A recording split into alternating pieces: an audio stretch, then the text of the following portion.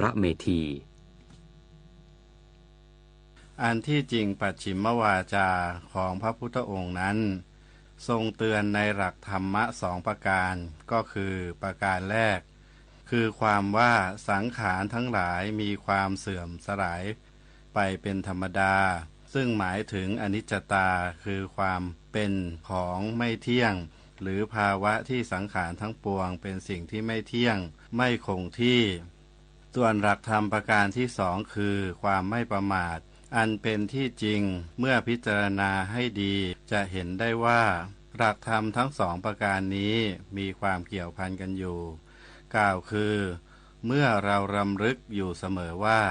สรรพสิ่งและสภาวะต่างๆล้วนไม่เที่ยงล้วนไม่คงที่ฉะนั้นญาติโยมสาธุชนทั้งหลายผู้เป็นชาวพุทธจงตั้งอยู่ในความไม่ประมาททุกสิ่งทุกอย่างก็ต้องเปลี่ยนแปลงและดับสูญไปในที่สุดพามาจับไต่ AI ภาพและคลิปที่เห็นเป็นเรื่องจริงหรือ AI สร้างบางรูปบางคลิปก็สมจริงจนหลายครั้งแทบแยกไม่ออกแต่เดี๋ยวก่อนยังมีจุดที่ช่วยให้จับผิดได้สังเกตนิ้วมือบิดเบี้ยวผิดธรรมชาติใบหน้าสมมาตรเกินจริงผิวเนียนเกินไปเหมือนพลาสติกแสงและเงาไม่สัมพันธ์กันตัวหนังสือเพี้ยนเหตุการณ์เกินจริงจนน่าสงสัยก่อนแชร์ก่อนเชื่อก่อนตกใจหยุดดูให้ชัวร์อีกครั้งความเป็นผู้รู้จักเวลาเป็นรากฐานสำคัญที่ทำให้คนเราสามารถดูแลรับผิดชอบตนเองได้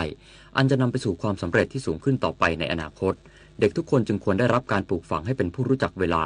รู้ว่าเวลาใดควรปฏิบัติสิ่งใด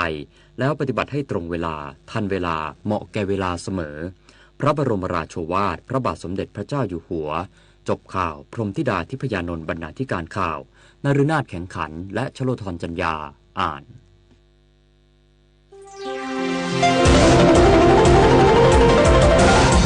วิทยุแห่งประเทศไทยให้ความรู้กู้ความสุข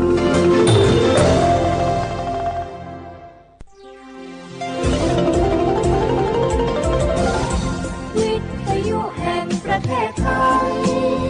ให้ความรู้กู้ความสุข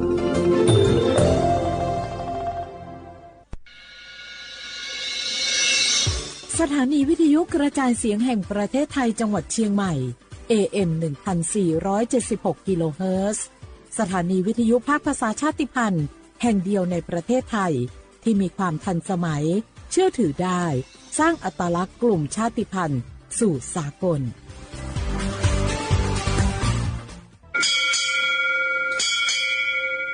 โอโบดะจ้าโอเบชอเปอร์เหมือนซุ้มคาก็ว่าย้อซองโอดูธรรมาสถานีวิทยุภาษาชาติพันธุ์แห่งเดียวในประเทศไทยทันสมัยเชื่อถือได้แล้วพบกันที่สวทเชียงใหม่ AM 1476 กิโลเฮิรตซ์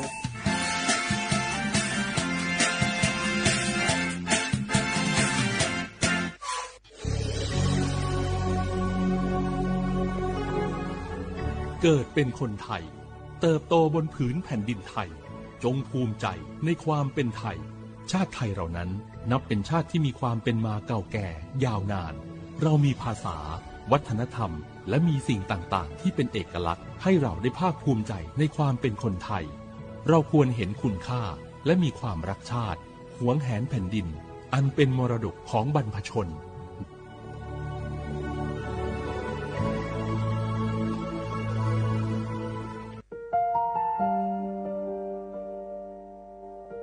งาฮือละหุยาชอเจทอกา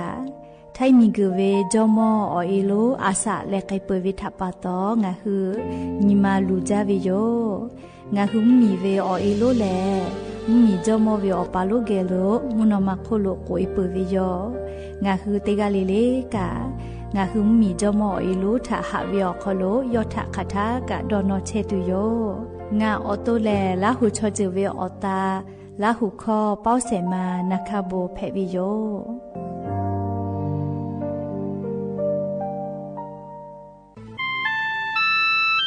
งาคือเจ้าวัดจี้ใหม่ออกข้อต่อเกือตีออกคโลโฆษณาติผาคือกาเวลโกจ้าดาลาเพวิโย อลโกงาคือจิ้งใหม่อคโลเวสถานีวิทยุกระจายเสียงแห่งประเทศไทยจังหวัดจิ้งใหม่แลอข้อตอบเวสายาติผาสู่ไกเวกาวูจ้านอฮือและโฆษณาติผากึกาเวลโกจ้าดะกือโทรศัพท์นำบะแม่0 5 แซนี่สือขอ0ขอฮีมาเฮเลกะ0ก้อนี่อ้อขอฮีง่าสือก้อโทรศัพท์นำบะชเวทะจ้าดะและโฆษณาติผากุลาเพวิโย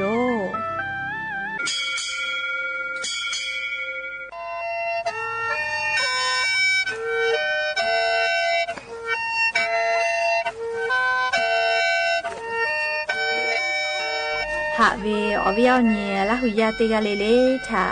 ตาอุยอยาเวอคโลละเซจ้าเลอรายกาอบุดาจาอคโลหะอยู่ลาวิโยแมนอคือกากาเชเวอคตอคือเชเลจีใหม่ขอยาลอยาอคตอคือออตีสถานีวิทยุกระจายเสียงแห่งประเทศไทยจังหวัดเชียงใหม่ AM ติฮิโอฮาสจิคกิโลเฮิรตซ์ติไลปือตาเลนพอติพอ Facebook Fan Pageสวทเชียงใหม่ AM 1476พ่อไลฟ์สดติดต่อไปเชวิโยติญิเลเลมุลกอวิอยาติชตินาลิตาและซาวูมุลกอติชนาลิทาคาไกและมเผวิอยาฮินาริควายตาและข้อนาริทาคาไกติฮาเลเลงาคือละหุคอรายกาอโบดาจาต่อไปเชวิโยและงาออโตละหุคอเป้าเชเซมานาคาโบเมวิโยงาคือละหุยาติกาเลเลกาละหุคอพอนาเลออาชุยอละหุชอเจทะติแกโอกาปิดาเกเพวิโย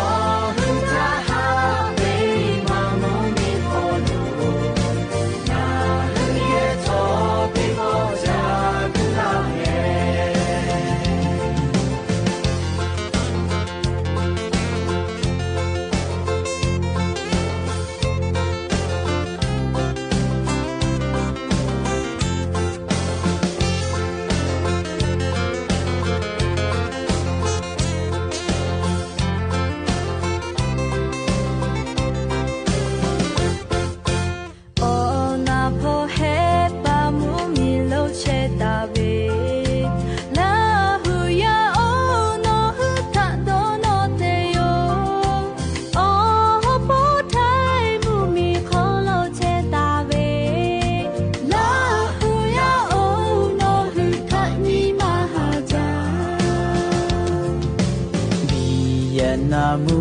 มีขอลูทอเชตาเว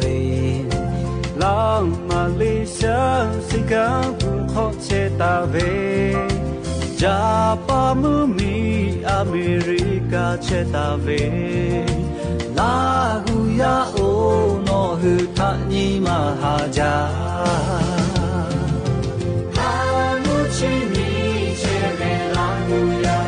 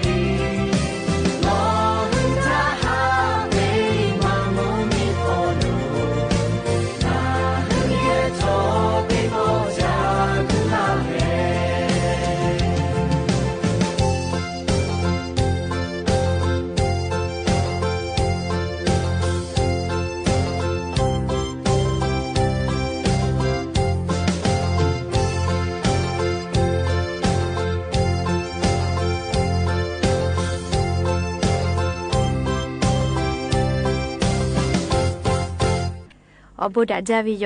อย่าเพื่อหาติปอทอกาดาจาวิโยญอยาเฉาะขลงะคือติปอกกะมีลาเลอเฉป้าปะโลงะคืออวิโยญราหุยาติภาเกลไรกาอบุดาจาขลงะคืออข้อกะกอกะดักเชวิทัปตออรอเปแลติกาเลเลถาตาอุยอยาวิโยขลละเซจาเลอไรกาอบุดาจาขลหะอยู่ลาวิโยแมหะวิโยญราหุยาขอพ่อเฉพาะรู้เชตาเวคาคิเพเชลินา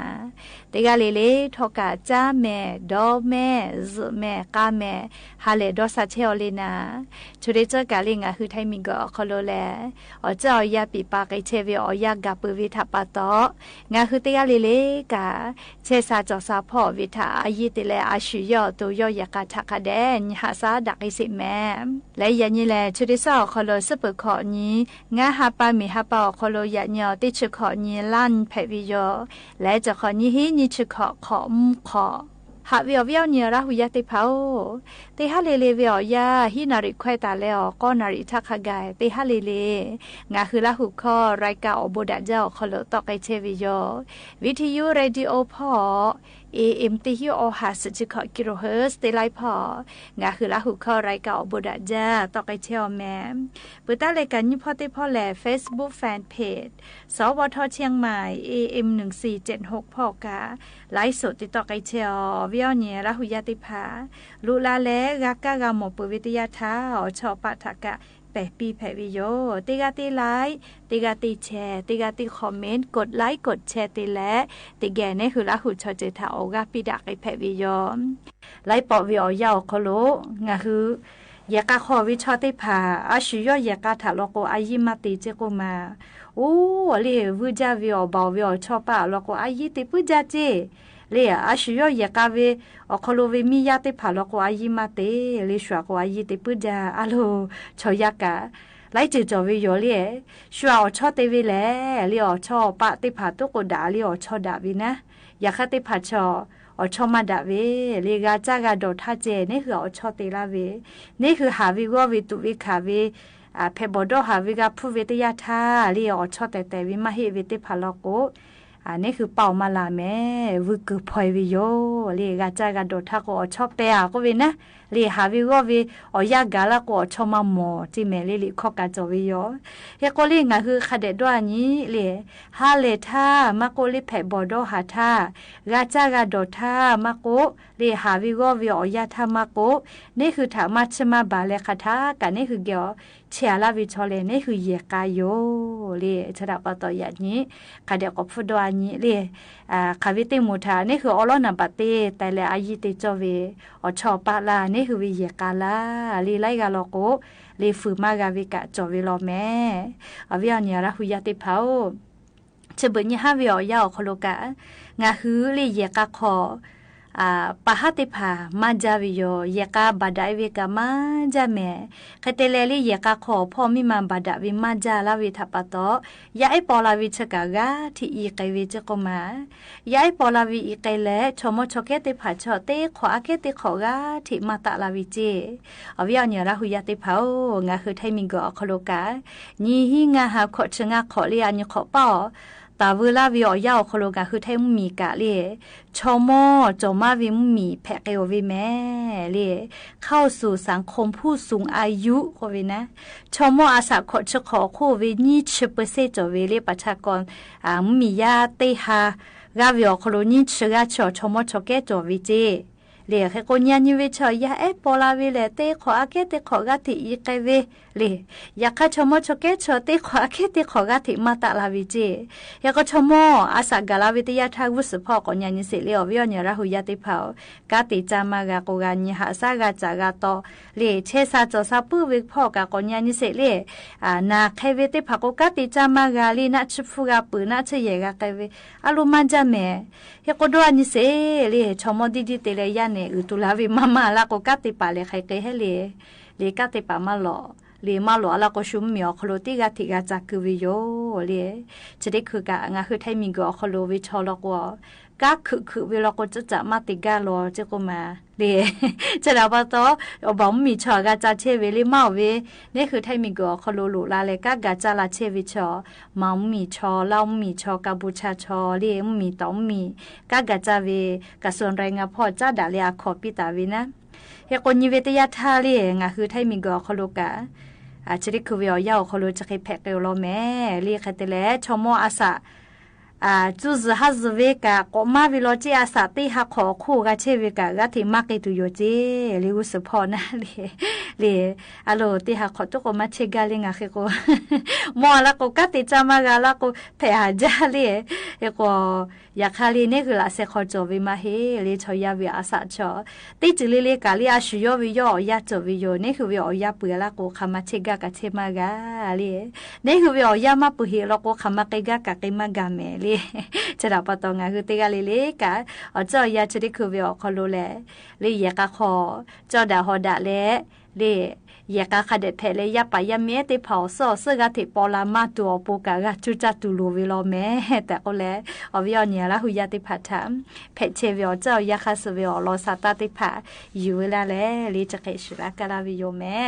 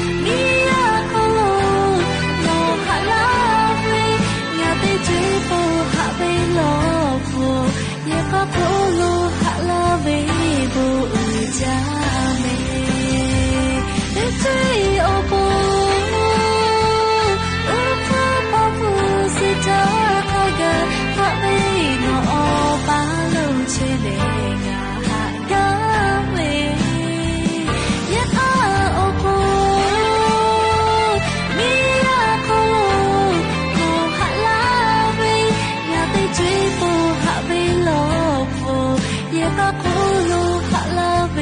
โกอุจาเม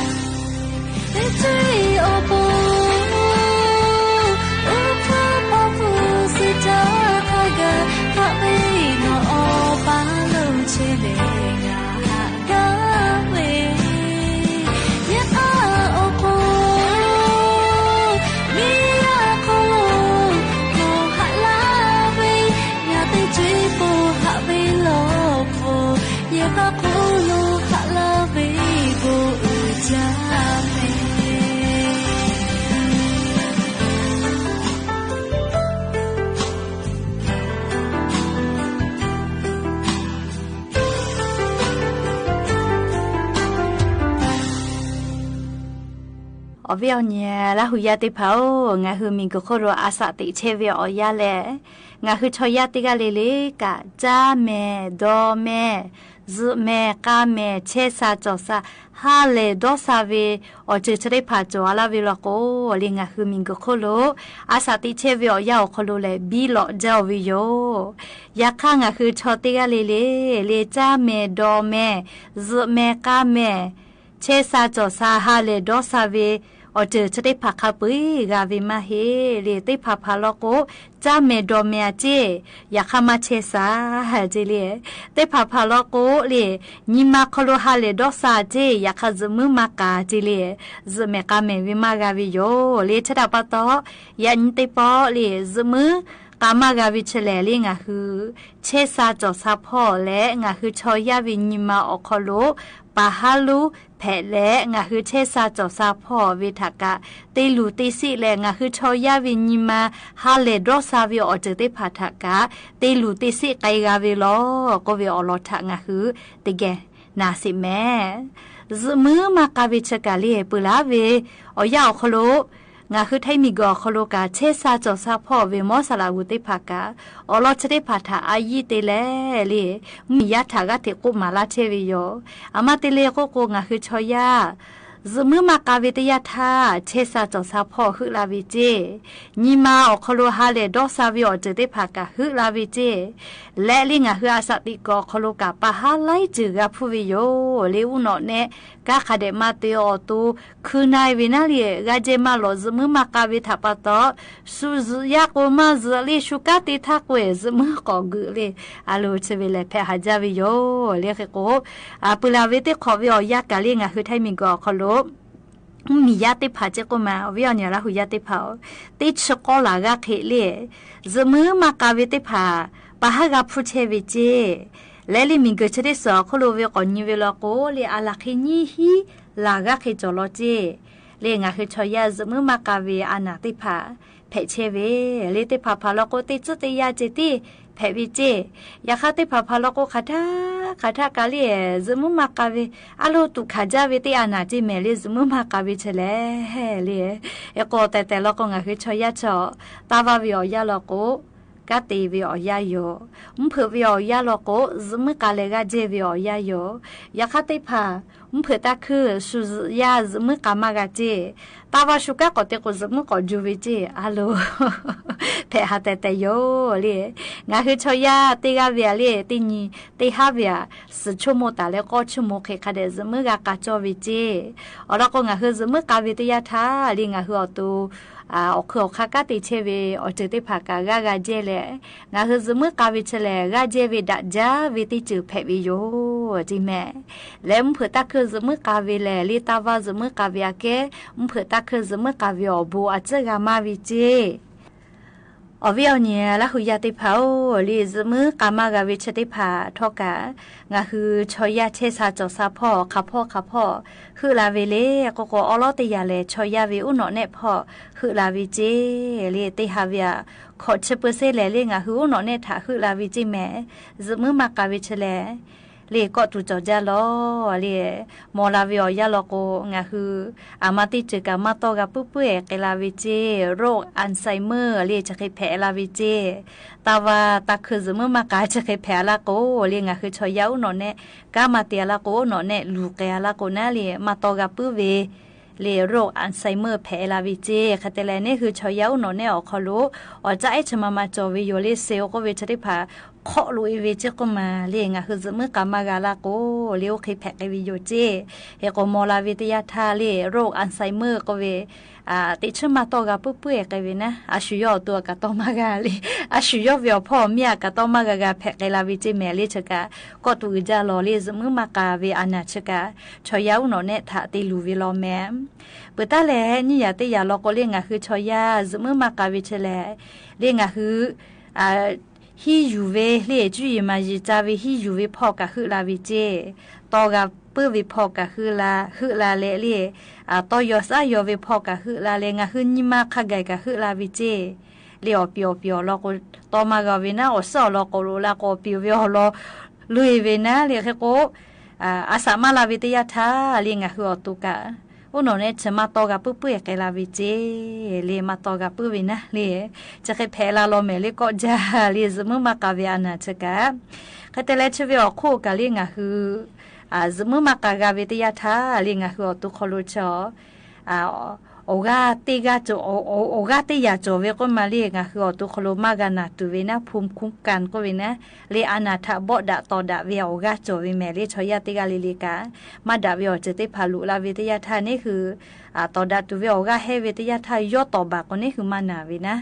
ยาข้างะคือสมุมากาจะเคยแผ่วิทยาทาเลนี่คือโอกาซาอนาถตอดะตุเวจะได้พากาอีเกยอแกเลเลอนาติเผาเป้าคือลาวิทยาทานี่คือตัวตอดะมากาเลโอเลมุลโกติยาปุติยานาเกวิเจเลสมุมากาวิทยาทาเลงะคือตัวคโลโอกาซาอนาถตอดะวิติพัทธะจติลุยและจติย่อยวิเจเลโกเชหาไงวินะเลอามาอนาลากะเพเวนะเลตอดะตุเวโอกามาจมาวิทัปตอเลจะเคไกวิโยจิเมเลก็จะนี่เลสมือมากะเฉลก็ตุจะลอเลเปื้อแล้วเลมุติยาลอก็เลเตนีเวอคโลเตหาเวอคโลนี่คือสมือกาวิงาชุโมกานี่คือตัวกาซาสมือกาเลกามากาเจวิลอโกอตุชูเวจิเมอามาจักกะเลอยู่ต่อยเลกะคเดติมากาวินะเลคเตเลอตุคโลเลโรคNCD อมูก็เวนะมาเป็นดักไอปื้อเวียนาเลียอสมุเวียนานี่มาสอานาเจจะได้พาแผงไงวิเจเปลือกโอกาเลียฟุกุคอโลมาเลอานาได้พากะแผงไงวิเจเลียโลก็ตูจาลอเมจมือมากาวิอานาชะกะเคโกยานิเลงะคือจมือมากาวิอานาจะได้พาแผวิทยาทาเลียมอสลาอุเกอดอกค่ะกาจาเลค่ะเคเตเลจมือกากาตูเลียอค่ะกาจาวิโยได้พาพาลอโกนาชะกะดอกกาดอเวเลได้พาพาลอโกนิมาตาเวไลเจเวพ่อกากากูวินะได้พาพาลอโกเลจขอบูจาเลอป้าวิชติกาจมือมากาวิกาจอลาวิโยเลเคโกงะคือกาปาเวเลติจิเลกาอาทุมาถาปตอซมือกามากาวิอคาถานี่คือกาจาวิโยจากาวิทยาทาเดติมาปุติมานี่คือกากูปากวิโยแต่ก็เลเอวิอเนียระหุยติพัทาซมือมากาวิเชเลลิงาคือตัวคโลก็ตัวจาเวเชซาจอซาพ่อตาเลนิมาดอกคาพ่อคาไกกะคือลาวิโลแต่ก็เลอวิอเนียระหุยติพัทาอลอสตาติพาจะเคยอยู่เวลาเลเกามาลาวิโยแม่และอย่าเพื่อให้ติปอชดากระดาษตัววิอลอติพาเลจะเคยไม่จะได้โยแม่โอกาปิลาเชวิงะคือละหุยติกาเลกะอบูจาติกาเลซุเมกาเมฮาเลดอซาปีอบูจา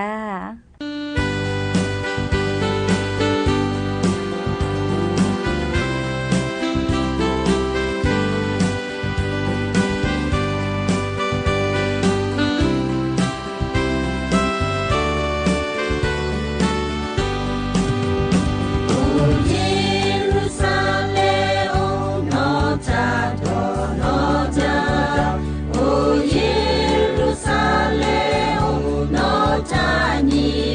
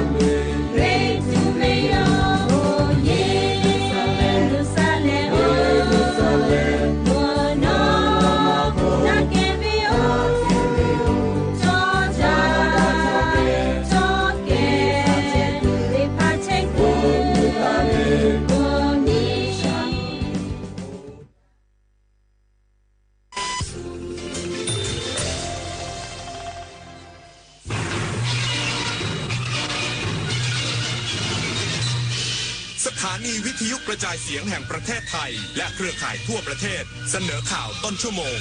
รู้เร็วรู้จริงเกาะติดทุกสถานการณ์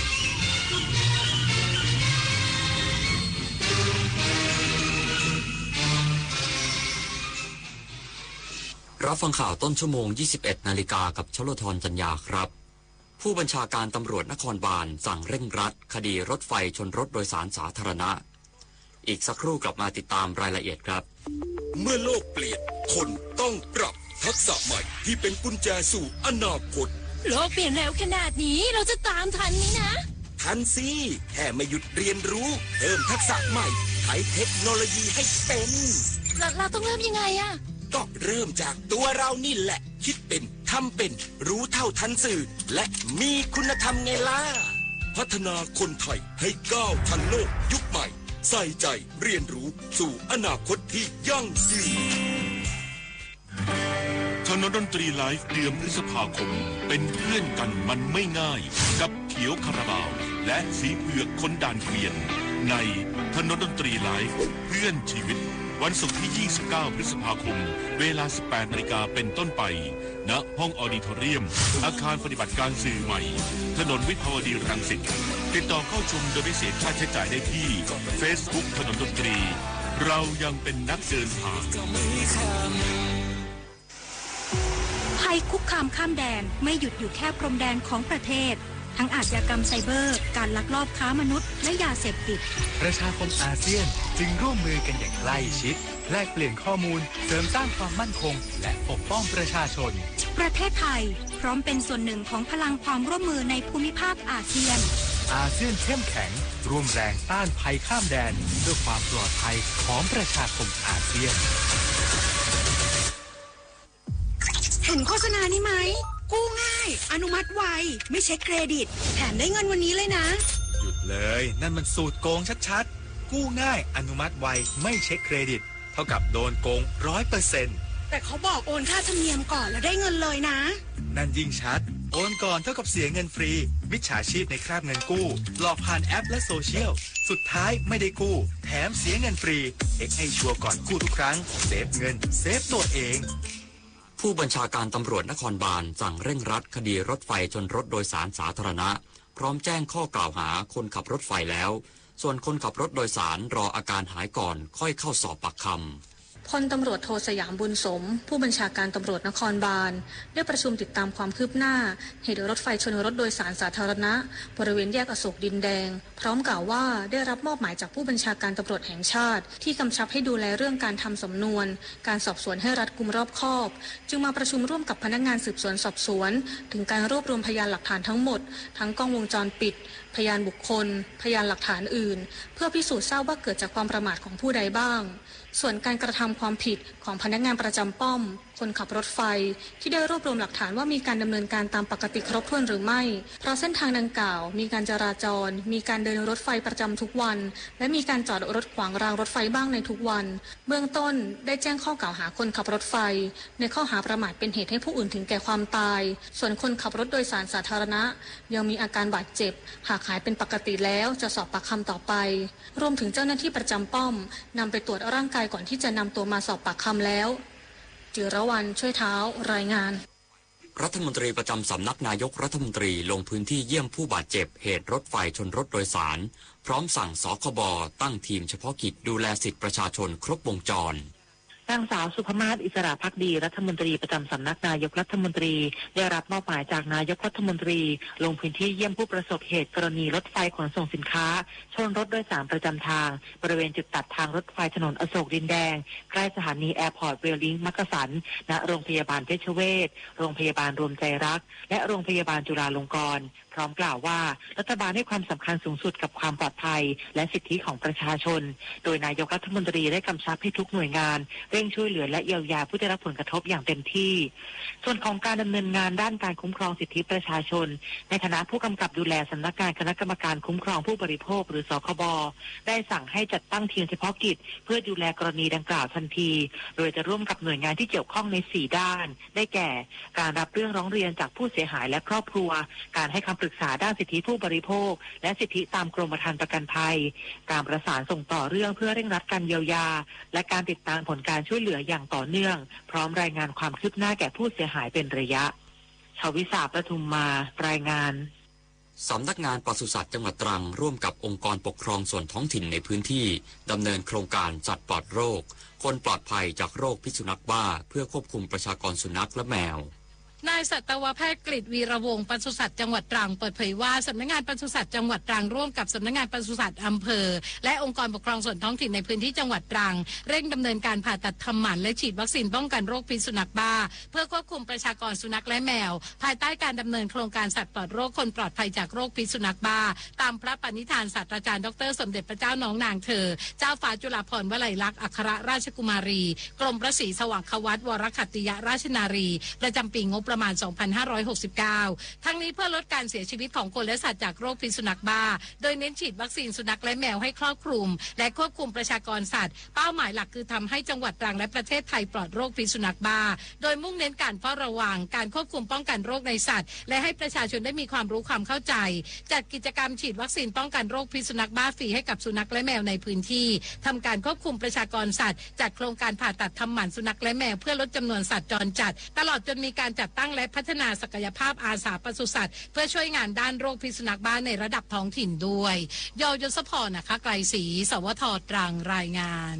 1 คนลดน้อย100 คนลดมากรวมพลังทั้งชาติไทยไม่ขาดพลังงาน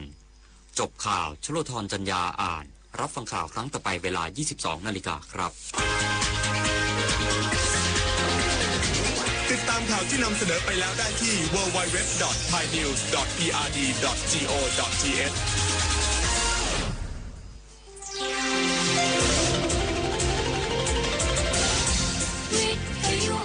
ประเทศไทย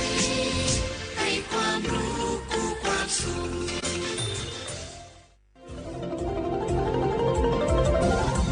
วิทยุแห่งประเทศไทย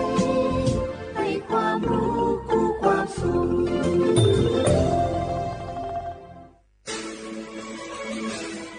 สถานีวิทยุกระจายเสียงแห่งประเทศไทยจังหวัดเชียงใหม่ AM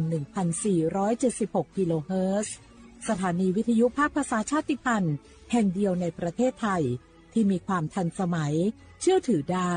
สร้างอัตลักษณ์กลุ่มชาติพันธุ์สู่สากล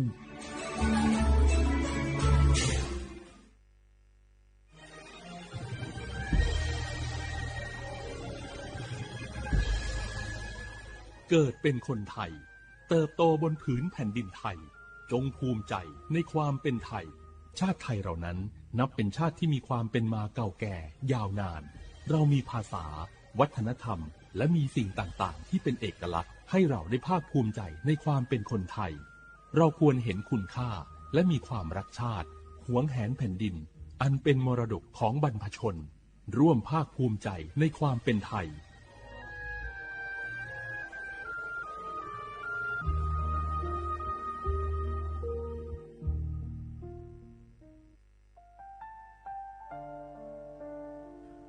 อาเดือไทยมิขอสองเผาอามาสมเด็จพระนางเจ้าสิริกิติ์พระบรมราชินีนาถพระบรมราชชนนีพันปีหลวงควยตาโอดาเลียกาชายันดาชอเนมาอายออามามิขอเปียวเนไทยมิขอกะดูอาคาชอเจอกะดูเงเกเนลาหมายแอจิเชนีถามิเนนือมาละควมาเงเลเชญาเธอมิเนอาดูมาโยหานาลูอายองเนกัวเนโยเยบอเนมาอีนอายอมาโดอาดูเนโกเอียเนควยตาโอดาเลมิเนนือมาเนสาวเนวอโจโจเอเกญาอาดูมาโยหานาลูอายองนือมาละคว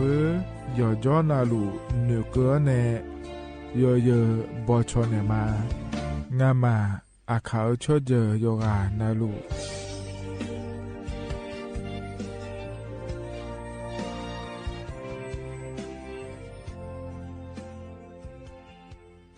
สปสชงาเสียงเนเย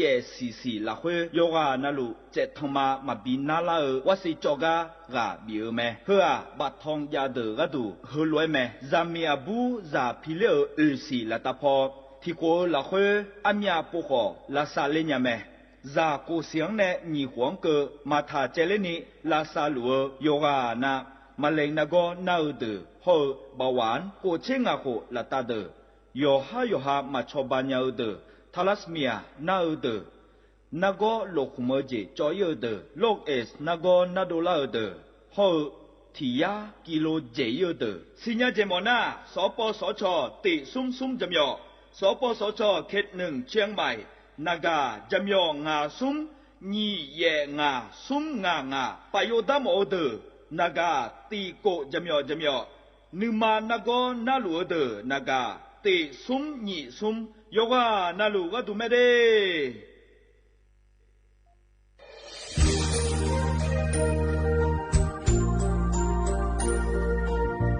ไอเยี่ยนี้ที่ฟอลโล่กวนในทีมเชียงใหม่และขั้วเธออุยฮาเลกะกอวัชมีกากะกอ PM 2.5 กะกอฮอลดามาเดไอเยี่ยนี้มีจาโดโมนะ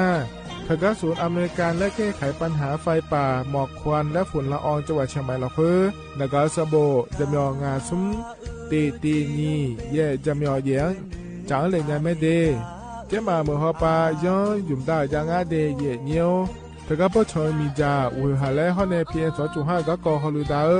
อากะกะมาคาทกแอปพลิเคชันไฟดีและคัวปาเนออนุมายานะมีจามาบีเคเจเด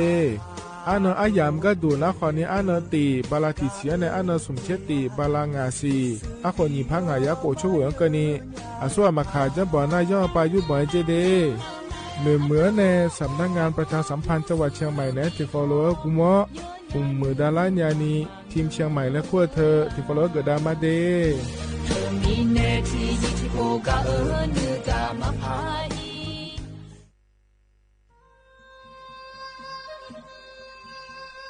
ยอปอนาลูเฮตาขอดาเง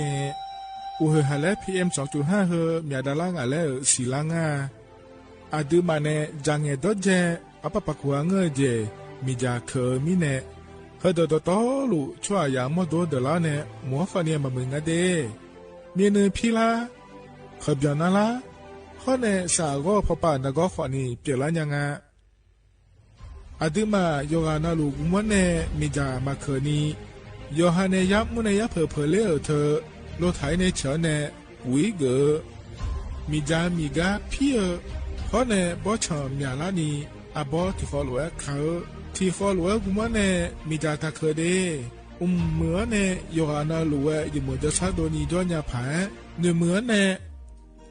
สำนักงานประชาสัมพันธ์ที่3กรมประชาสัมพันธ์พปาเนจากกาเงเด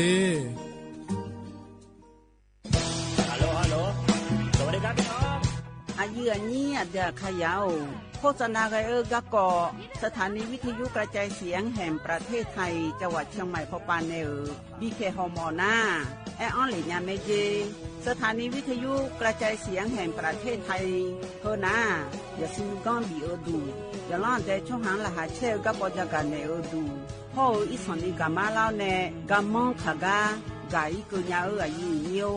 โฆษณาบีเกหมอญาแลนึงมาอ้อนานากาแม่เหลียวแน่แม่ชนยังง่ายีเนียวนากาสังโบนาขอนี่จำยองาซุมีสีโกจำยอโกแย่และงาเจใจที่โบนาขอนี่จำยอเวนี่โกแย่งาสีเวและงายีเนียวมาเจเกญา我是下面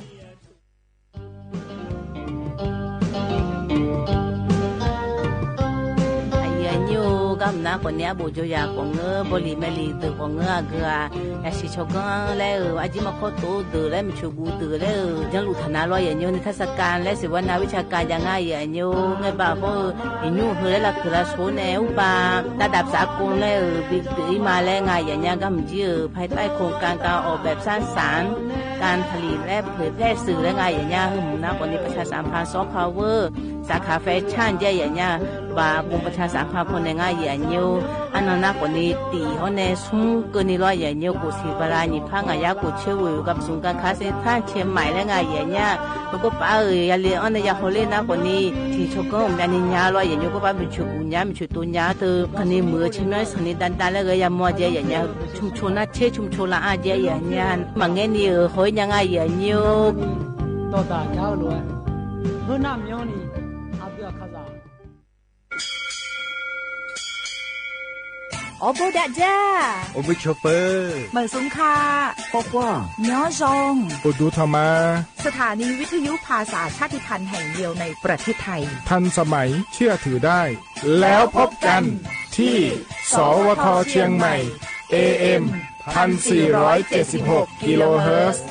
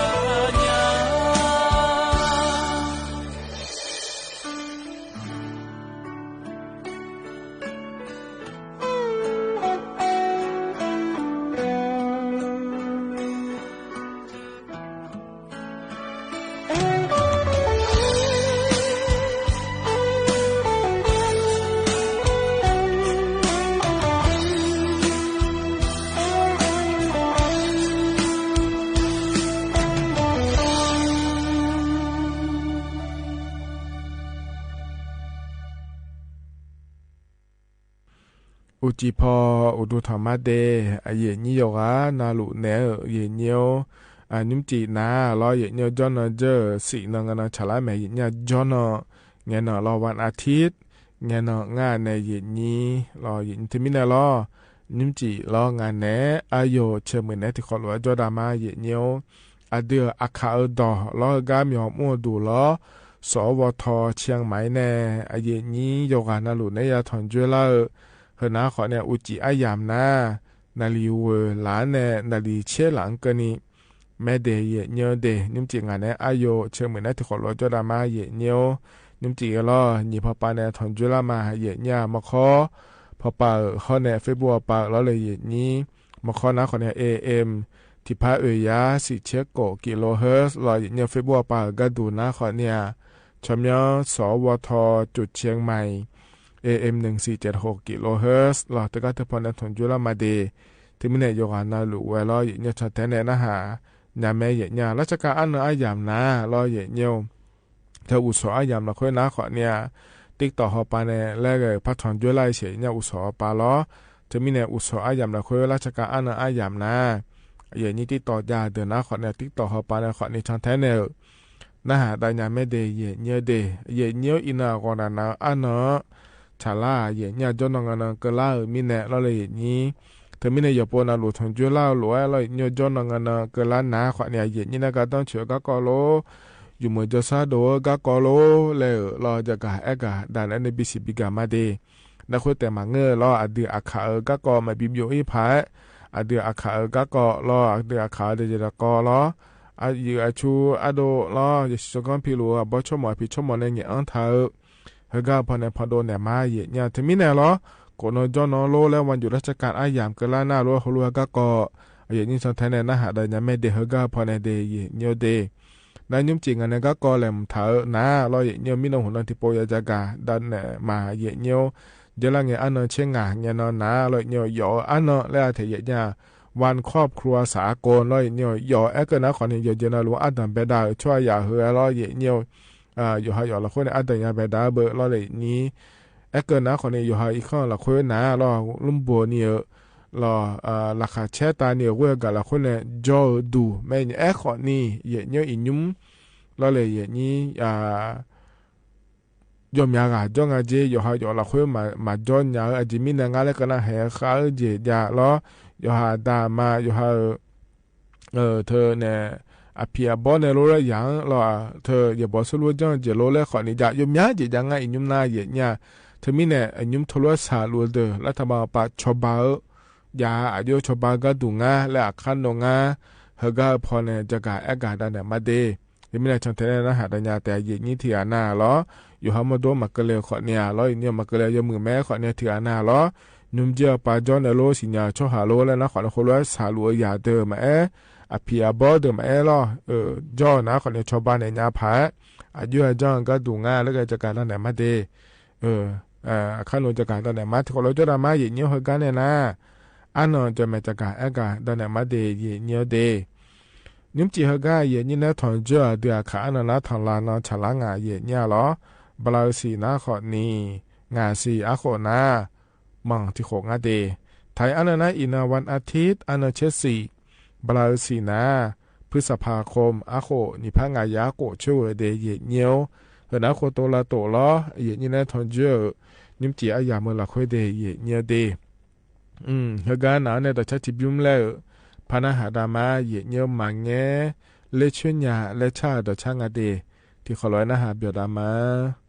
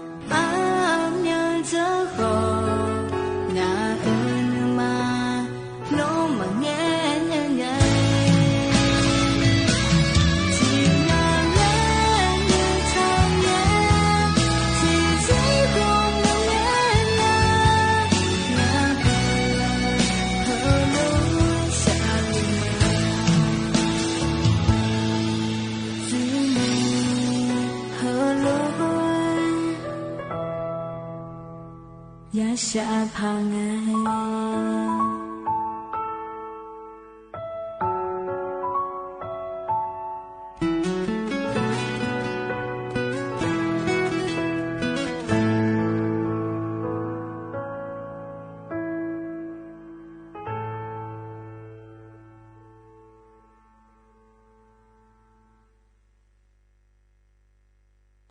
เธอนะต่อชายุบเจียกาแหลมฐานในเยเนียวพอบินาหาดาลอยานาหาเบียวดูเยเนียวก็จะนอนปลาในนาหาลาโยอานาลูเออุดุธรรมะเตงานแหนอายุเชิงเหมือนที่เขาลอยจดามาเยเนียวเฮกันในนาก็ก่อแหลมฐานจะกะเอกาดันในมาเดเยเนียวเตนี่มันก็จะกะเอกาดันในหัวหน้าขอเนี่ยเจอละเงี้ยลอยเนียวอันเนาะเชิงอ่ะเงี้ยเนาะเยเนียววันครอบครัวสากลและขั้วอันเนาะงาเดเยเนียเดยอให้ยอละขั้วอันเนาะและงาเทียครอบครัวเราหาดามายาเพียบอยอละขั้วและงานในอย่างนี้เฮก็เฮเงเนาะก็ดูนะขอเนี่ยเธอเนี่ยครอบครัวแล้วเธอยอให้ยอละขั้วเธอรอเยเนียยอติ้งอะไรแล้วเรามีของตัวเนี้ยก็งานรอเยเนียยอเนี่ยนะขอเนี่ยหาจีแล้วก็แล้วไง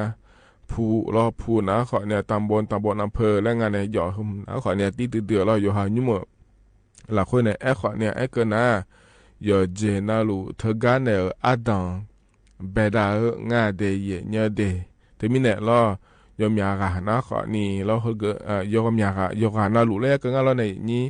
เฮการเนี่ยเดล่ามีเนี่ยแล้วเราเลยนี่เธอมีเนี่ยอีกข้อหลักคือน้าขอเนี่ยยอดดูมาหัวที่เจแล้วงานนี้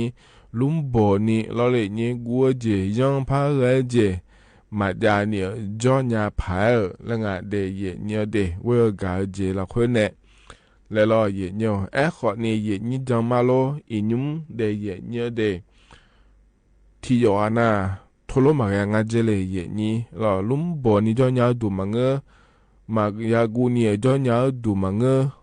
เวกาละคนเนี่ยจอญาดูมังงาเจเนี่ยที่ยอนาแล้วก็งาเราเนี่ยเยนี่รออาจจะมีนางาแล้วก็นาขอเนี่ยเยเนี่ยยอหายอละคนรอเยเนี่ยเธอเนี่ยอาดามาโลเลยยังเดียวเฮลขาขอเนี่ยจงอาเจเดเยเนี่ยเดอะคืออะไรเนี่ยเดียวเท่ามารอเยเนี่ยมีแช่หุ่มมาเนี่ยรอเธอเนี่ยเงี้ยบิกูโลมีเบอร์หุ่มมาเนี่ยรอเบอร์เดแล้วมีเสียเราบิกูโลแล้วขอเนี่ยจงอาเจเยเนี่ยอาดาอามาเธอมาอยู่หายังทะลุเฮลขาจงอาเจเดเยเนี่ยเดน่าเธอแต่มาเงอรอเยเนี่ยเฮมเวลรอยุ่งก็คนเดียวมีนิยามว่าสิเยเนี่ยรออาดาอามารออยู่หายอละคือรอเลยเยนี่รอเดลรอเยเนี่ย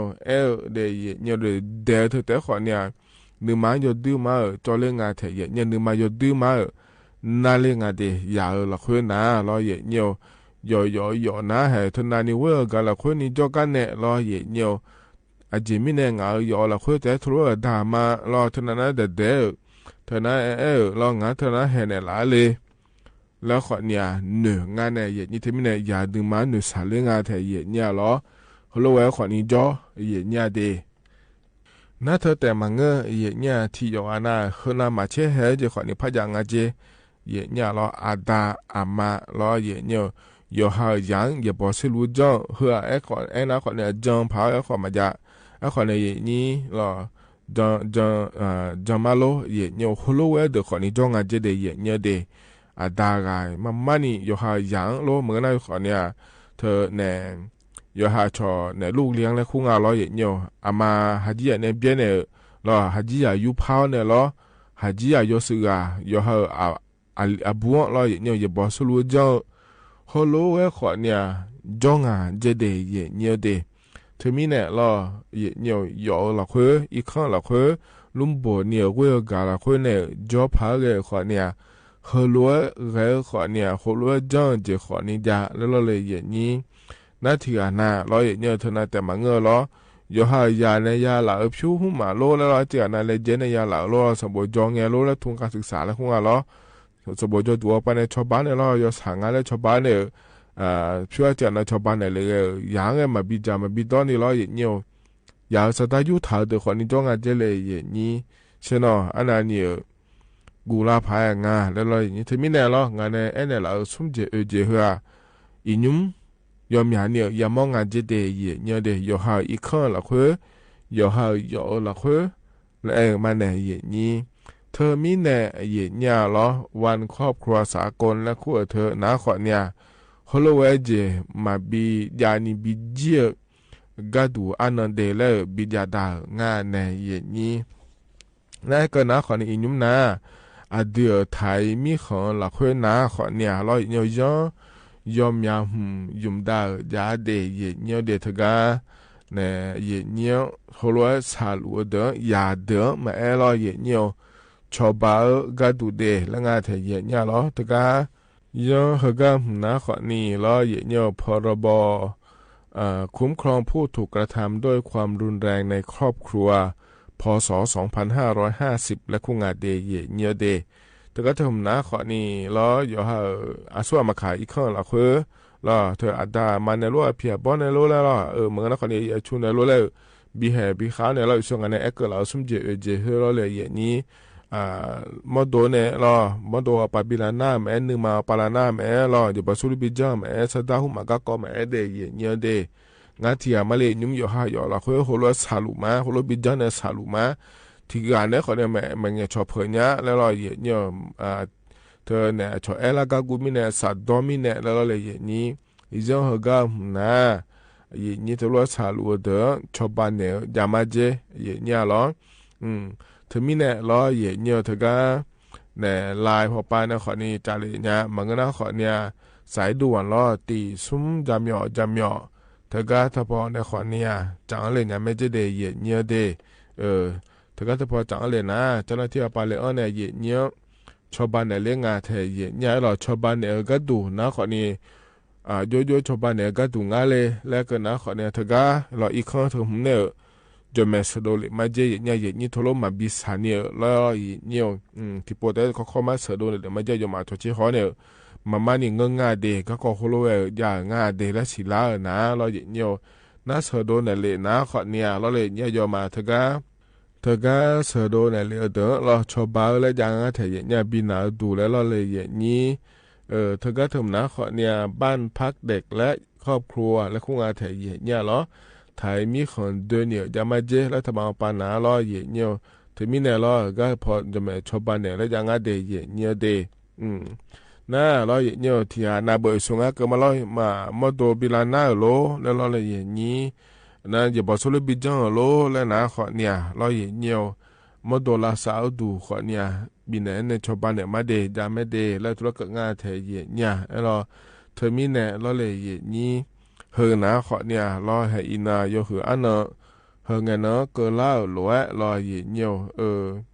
เธอก็ยอละคุรอเลยนี่คนรู้ก็มาบิดานี่บิเจียก็ดูเดแล้ว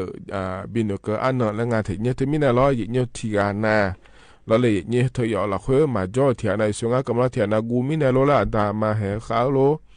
เนี่ยกูมีน่ะที่มาจากในเพอเดขอนี่จ่อนุ่มเจ้าป่าจ่อเดอเพอป่าจ่อเดยามอนะเธอก็ส่งอันเอลดูร้อยเนี่ยสายด่วนและคงร้อยเนี่ยนะก็สบตีซุ่มจามยอแล้วก็สากาแล้วคุยเนี่ยแล้วก็สากาเนี่ยแล้วยาหัวก็สากาเนี่ยร้อยเนี่ยนะก็แต่ยังไม่ได้เนี่ยเดมันนี่นะอยากแต่มันง่ายเนี่ยบ่ชอบหมอพี่ชอบหมอที่อันน่ะอยู่หายาเนี่ยบิเฮบิข้าโลแล้วร้อยเนี่ยบิดเดียวโลและขอนี้จ่อเทเยเนี่ยแล้วเธอมีเนี่ยเราคนรู้ว่าขอเนี่ยเงื่อแม่เดียเนี่ยเดี๋ยวถึงการรัฐบาลปานเนี่ยชอบบ้ากะเลยเนี่ยไม่เดแล้วจะกะเอกะด่าเนี่ยในบิสิบิกะเลยเดียเนี่ยเดการหนาวเนี่ยตัวชาติบิมแล้วพนักหาดามาเดบริหารในชาตัวช่างงานเนี่ยเหรอสิเลมือแรงเดที่เขาร้อยนะหาเบียดามา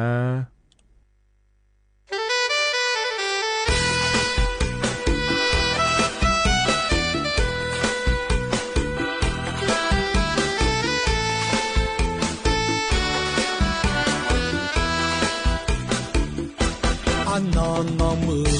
도대가가 아두 당따 원이 엉아 아카 아부我мя이 종아会破马巴 nữ chế thảo nè sẽ phụ bù chi ma khờ nữ gà nữ đỡ nữ chế nữ gò có ba gò chế đã lẽ ngà tu asi alu jini honga asi anga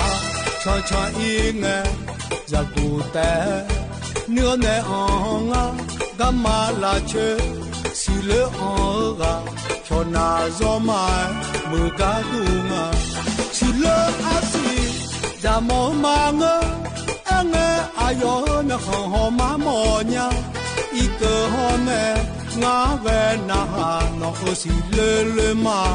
am ya sha le i ka zo ka ala so yom ue la sao bi ja mo nya la so aza si le thơ ni si am ya ho ni di on ne zo ma de la ja nghe cho ca na kho pho pa ho ko nghe ayo khe ji di tum ba ne le thao ho hoi jong cho ku li ne yo kwa che ma za gu nga le nghe cho si le on ma yo so bon a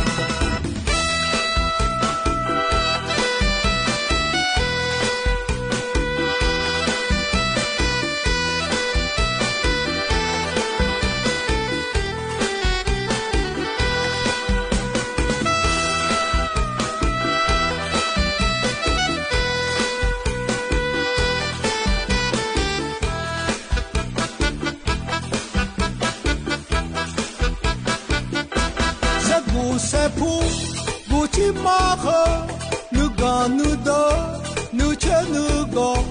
có ba gò chế đã lẽ ngà tu asi alu jini honga asi anga cho inge zakute nửa nè honga gamma la che si le honga cho na zo mai mưa cá dunga si le asi za mo manga enge ayo na ho ma mo nya i cơ ho ne ngã về na nó si le ma am ya sha le i ka zo ka ala so yom ue la sao bi ja mo nya la so aza si le thơ ni si am ya ho ni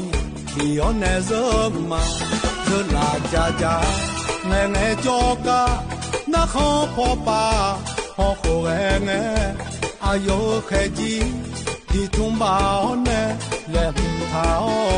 ho hoi jong cho ku li on ne yo kwa che ma za gu nga le nghe cho si le on ma yo so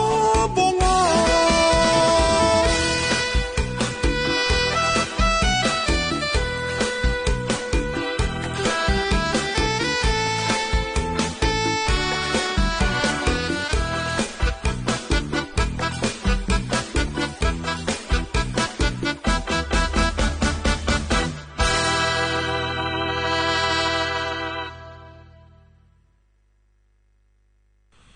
ธนา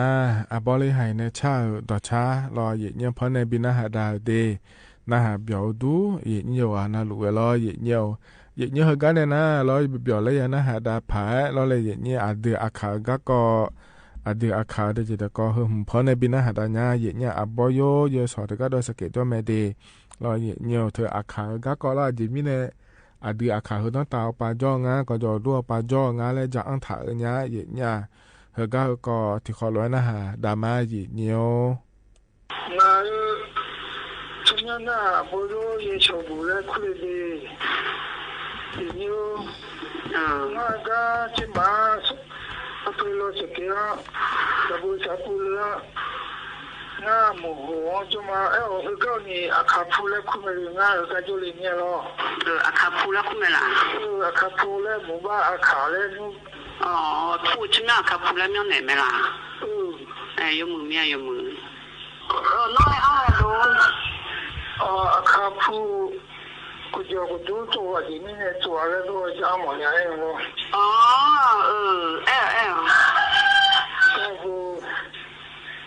จะเดี๋ยวน้องจังเลยข้าที่มีละจังเลยพวกเขานู่นประตูช่วยไหมประตูทับไปแล้วจะรู้จะเดี๋ยวน้องจังเลยข้าที่มีแค่ข้าที่มีที่เขาจะรู้เรานี่เนี่ยขาหน้าเขาเอาถือเขาถือเขาถือเขาโยงก็มึงเนี่ยเขาพูดเลยนะเขาดูดูเนี่ยเขามาดูดิชินมาเลยดิชงหัวม่วงเขา那得做么啦？得做不是那他们的就那靠的那靠叫吧，靠的那看中间的，靠的靠看那，那个这个人呢，他就啊，你不嘛把你起码把个嘛把你，这个多年一年啊我啊，那得做不了我，那个最后就做了那，从容的做人呢潮。那路就住，那路有嘛那可那路就嘛那个好么啊的住，好么个古人呢，看那个都不同了，那是头发有叫办啊嘞，那有啊，那是头发那都做好了，你出错啦，那就在那面，就有了可啦，是吧？那听到嘛，大家就我大做啊，这个有啊，这是，听到嘛，多就就是多做啊，那一般多实际在这个都啊，这的啊，这的人民啊，这的有听啊那，那如何才有这的人民的时代被重有啊的，等于如何了对啦。那这你得有点如何才有如何有你呢？如何才有用啊嘞？如何有你呢？开朗啊啦，那会有嘛？开朗啊啦呢？哈喽嘛，刚才不中间啊，这个要差比较嘛嘞，差没来的有嘛开，然后如何来的？那如果这不中间。那这个有啥比较嘛？都可以不呢？产生什么看呢？那不要那表好了才对吧？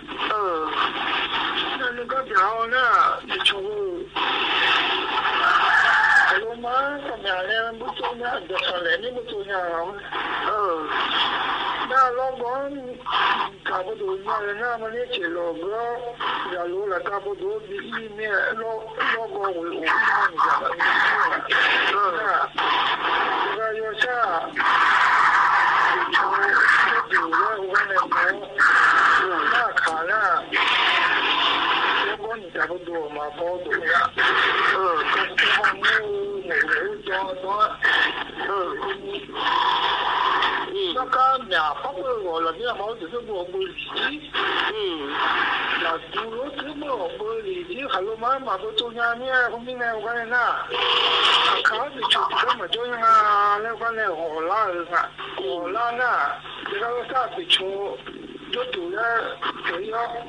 考面把它接趴，这个我装读了啊。后面呢，如何他有看那个我如何那个有，突然都叫你看都叫对你了。那行了不？那就办下用了。就过来哪里？后边那个我，如何他有了，这个我这里把看啊，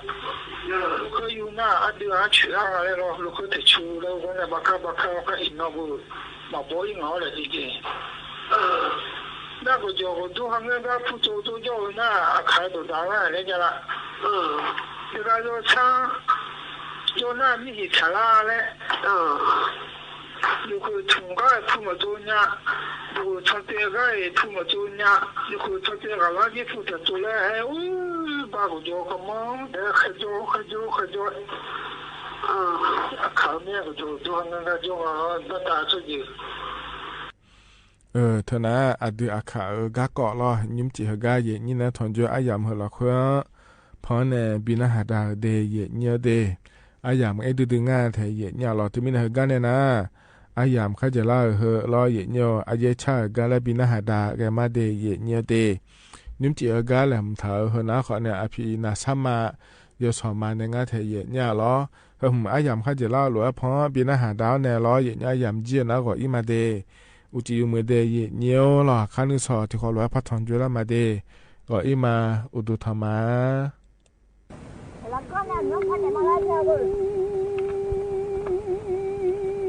บุญพยาดานี่พอทีขยี้ให้ละเดี๋ยวมันก็ไปละนอหลังรามีมิเซงาฮาทิกา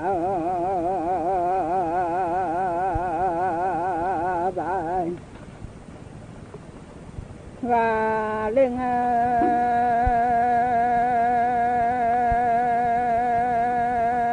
รอดามาสิเลนีเด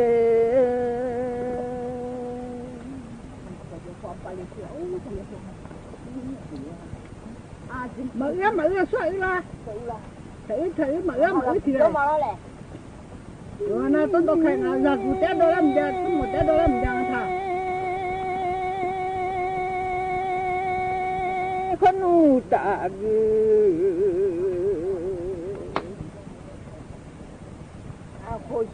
để bên mà ta ra bước cô ra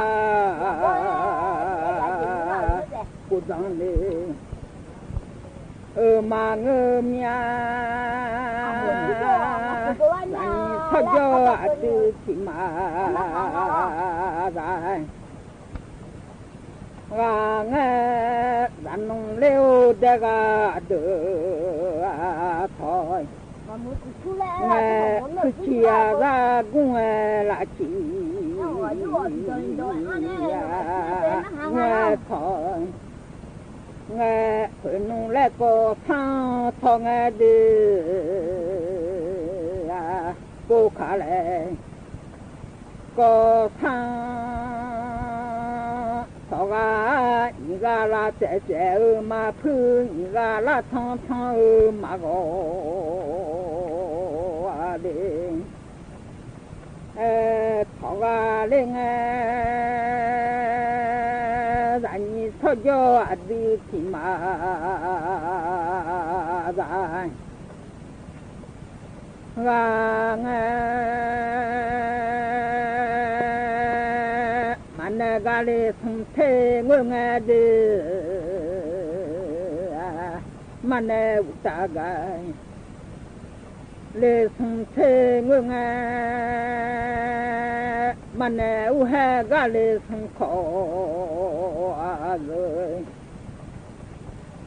nghe gà hu lô la dung giang nghe đi gà hu ra nụ la dung giang nghe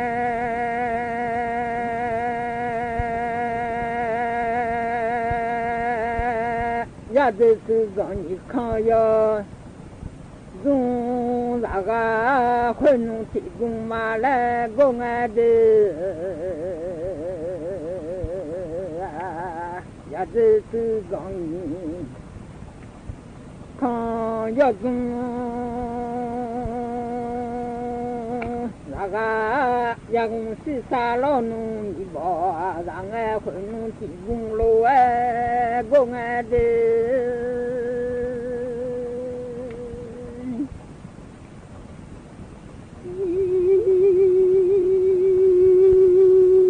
khuyên nụ thị dung mà lê bê nghe đi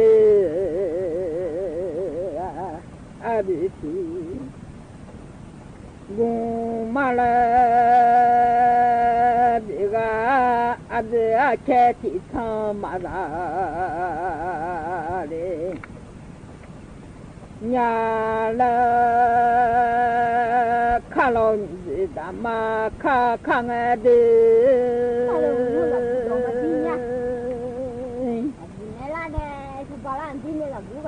ยามีมอยจุงเงงเดยามีคอขุนมอยจุงเงงทุงคาเทมาเบที่ชอมาบอย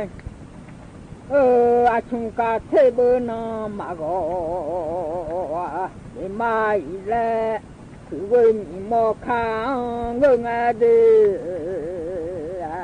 คือเวอามานีมอคาง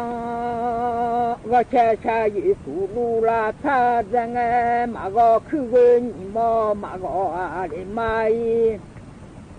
และยามาทยอดูที่มาลังเด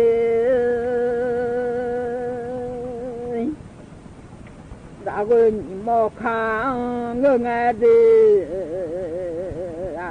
ดาวอามานีมอคางก็แค่จะมีส่งทุ่มข้างดาวนี่แล้วก็นี่มอมาโกนี่มาอี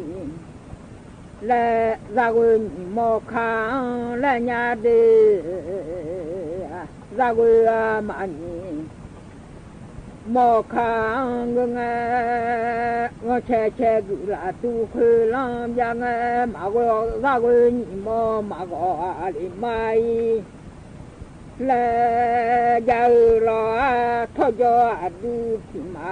ลาเด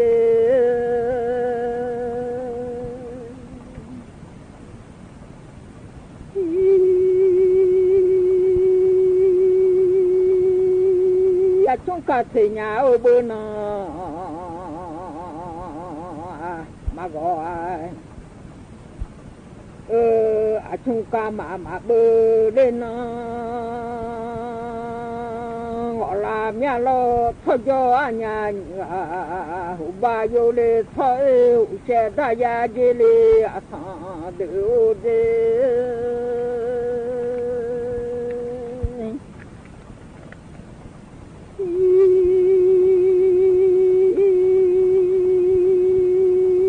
ဂဟုမနေသာနောနမသာငါဂဟုမတူသာနောนึกเลยว่าอาชุงกาเทเบนามาโกคาลอนเจดามานุอาคาคานาโกลาเมียหูบาโยเลทอ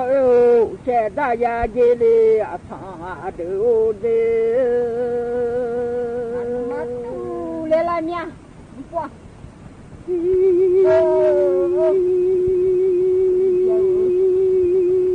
กะหูมาตุญาโอซานุนึกนี่ได้กางเพิ่นดามางาแลนี่หอมียาชะซังดามางาแลอกาซาอึนซึดามารังไงแลนี่หออัญญาኙนี่จีละငါခေါ်ရတက်လာမြတ်တယ်ဒါတော့ကြာကလာမျိုးတို့ကြည်လာငါဒါလာနိနေငါဘာခေါ်မိုင်လာမြတ်ညို့လို့ကြည်လာငါခွက်